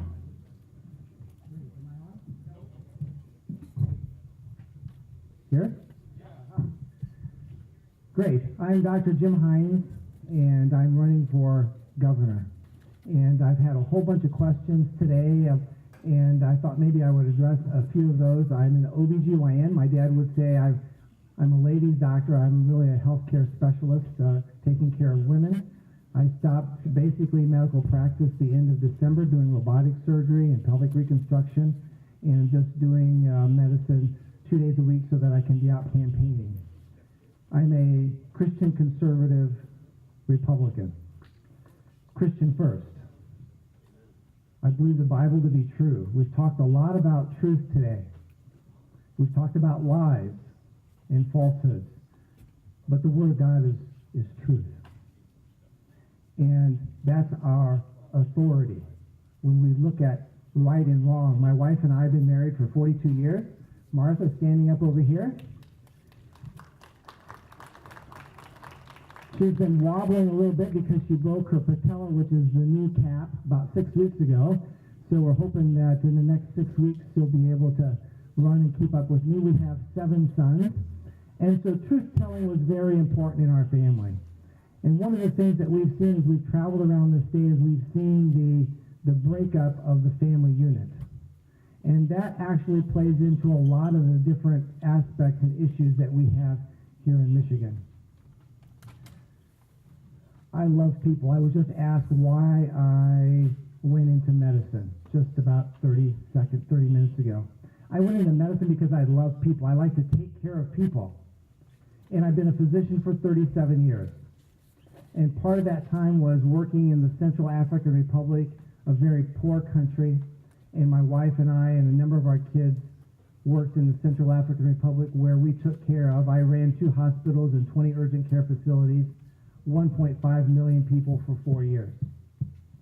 After the 3rd year, Chadian insurgents came in from the north. We were about 30 miles from the border. I knew that the border was not very well protected because I knew the soldiers. I knew they had anywhere from 1 to 3 bullets in their gun. The population of Central Africa completely unarmed except for machetes and spears and bows and arrows. And I met with our staff, and we tried to decide, should we evacuate or should we stay? We knew if we evacuated that the mortality rate would be very high because there would be no medical people to take care of the injured, and so we stayed. And I became a trauma surgeon for a year, doing amputations and taking out bullets and grenade pieces and so forth. After a year, came back to the States and entered an OBGYN practice, but still felt the need to take care of people. And so led several dozen teams all over the world with targeted missions to Vietnam, to Cambodia, to Romania, to Central America, to South America, again, taking care of the needy and the poor. I remember in March of 2015, I was in Philadelphia at a medical meeting, and I read something, I had some time, and I read something that Thomas Jefferson wrote in 1779. He said that the greatest threat to the new America would be when the best qualified people refused to run for political office because it was too hard, it was too arduous, not enough time to do it. And I came back changed from that conference, and I talked to my 2 brothers who are veterans. And they said, Jim, freedom is not free. We all know that. Freedom is not free. It costs. It costs the lives of so many people. And I had found myself very involved in taking care of the people of the country. All the time watching the moral and other breakdowns that we've seen in America. and then feeling the urge that I needed to get involved. I wanted to put people first and not politics. So often we see finger pointing and grandstanding, our politicians not wanting to take responsibility, putting themselves or their constituents that pay them first and not the people. And I want to put people first. It was Ronald Reagan who said that putting people first is America's secret weapon. You remember that? America's secret weapon, because what it does is it spurs us, it drives each of us to dream and to dare and to take great risks for the common good. And that's where I am, and that's why I'm running for governor of the state of Michigan. If you would like to learn, we'll take a couple of questions if somebody has them. I'm on the web at www.hinesformichigan.com. We do a blog, or I do a blog every week, a newsletter every week. I'd love to have you sign up for that so you can follow us and what we're doing. We're all over the state, and we've made a lot of friends and met a lot of great people. So I haven't talked about anything policy-wise, so now's the time to ask questions. Dr. Hines, are there any sections of the Republican National Platform you don't agree with? The national Yes. platform? Wow, I'd have to look at that. Let's see, I'm pro-life, I'm pro-Second Amendment, I'm a hunter, I have a concealed weapon permit, I'm not for Common Core. Let's see, prevailing wage, I think that's a great idea. To have it, or to get rid of it. Oh, okay. To get rid of it, prevailing wage. Right to work, we want right to work. You guys are listening. What else? What's that? That's a good topic, because having gone through what I went through in Central Africa, that's a really touchy subject. We have and we've heard this today, we have a group of individuals that are already here, and those that are wanting to come in that want to kill us. They want to take over our country. We have to protect our borders. We need to have appropriate vetting. It needs to be very tough vetting to know that we're letting in people that really want to integrate, learn our language, learn our culture, and be part of us, not make a little, whatever their nationality is, in a certain area. Where do you stand in Medicaid expansion, and do you agree with direct patient care and supplemental specialty care? So the first question was on Healthy Michigan. Medicaid expansion. Medicaid You expansion. can call it Healthy Michigan. I call it Medicaid expansion. Well, it's not working. Bottom line, it's not working. I have oodles of patients. I take care of a lot of poor and needy patients that are on Healthy Michigan, and when they need surgery, they can't afford the deductible. They're not coming to the office. They're going to the emergency rooms. They're switching physicians. So yes, they have the coverage, but they really don't have the coverage because they can't afford it. So the ones that are profiting most from that are going to be the hospitals, because before Healthy Michigan, those patients went to the hospital and they wrote off that care, and now when they go to the hospital, there is some reimbursement for the hospital, so our hospital systems really like it, but it is absolutely not working. Am I for everybody having health care? Yes. We've got to figure it out. I think a competitive system, a free market system, is the way to go. Does that mean you think everybody should have health insurance? Should everybody have health insurance? I come from Africa where nobody has health insurance, but somehow they get the care. And so, does everybody need health insurance? Health care. Everybody should have health care. Right now, everybody does have health care. So, should the government provide the health care? No. Okay. What do you believe is the 2 to 3 worst violations of the 10th Amendment? 10th Amendment. Remind me of the 10th Amendment. That's returning power to the states. Okay.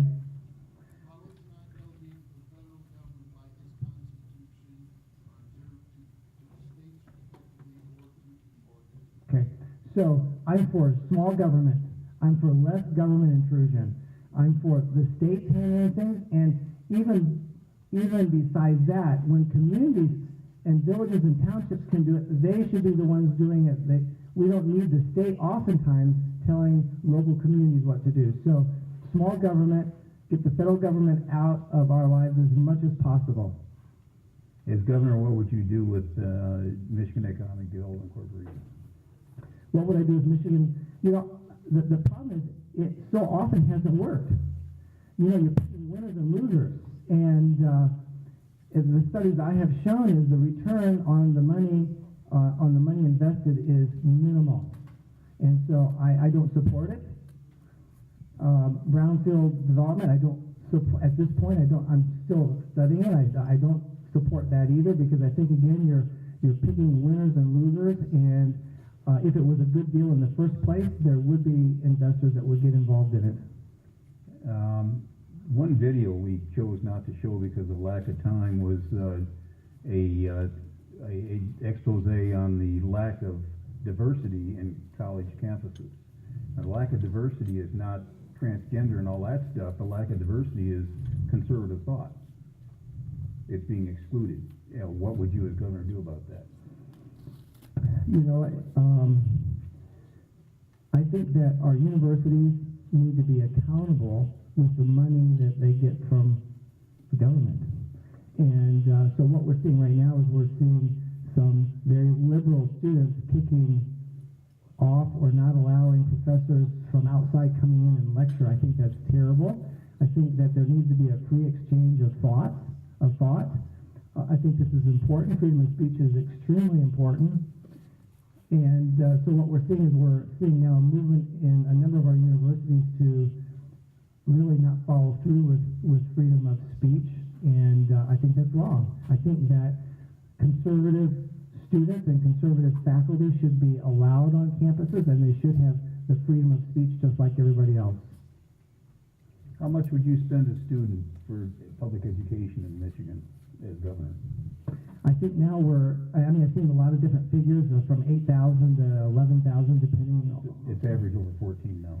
Yeah, I think the studies are showing, and we just saw this, a good presentation, that the more money you spend doesn't mean that the education is any better. I think we have to step back and say, you know, we can't fix the education problem with money. We have problems with families, we have literacy problems. It's a very complicated issue, and money, I don't believe, is the answer. Okay. Thank you very much for coming and joining and helping sponsor MiCPAC. Thank you very much. Thanks. We're going to close out here real quickly, but I hope you got some good meat today to work with, some good information and some good ideas. It's clear we have an onslaught of so many issues we got to fight. I mean, the bureaucracy is huge. It has an endless amount of money, our money. That's taxing authority, keep on increasing that. And so how do we, the people, fight against that? It's not easy. We can do it together. We did it in freedom to work. We did it in tax limitation. There are ways in which we can. I really appreciate the initiative of Drain the Swamp and the Michigan Smart Meter Group and the various organizations that are doing it and applying it in their communities and building the cause by doing that. I'm really buoyed by the fact that we had so many groups represented today that are new to us. You know, the group fighting the windmills and so on. Whereas the Tea Parties are starting to diminish in number and the attendance is starting to diminish, people are getting tired. They need to be re-equipped, refired, remotivated. And so we have to maybe change the form in which we approach it, but the fight, it continues. We keep on getting buried more and more. So we've got to fight back if we care about our kids and their kids. The death they're suffering is terrible.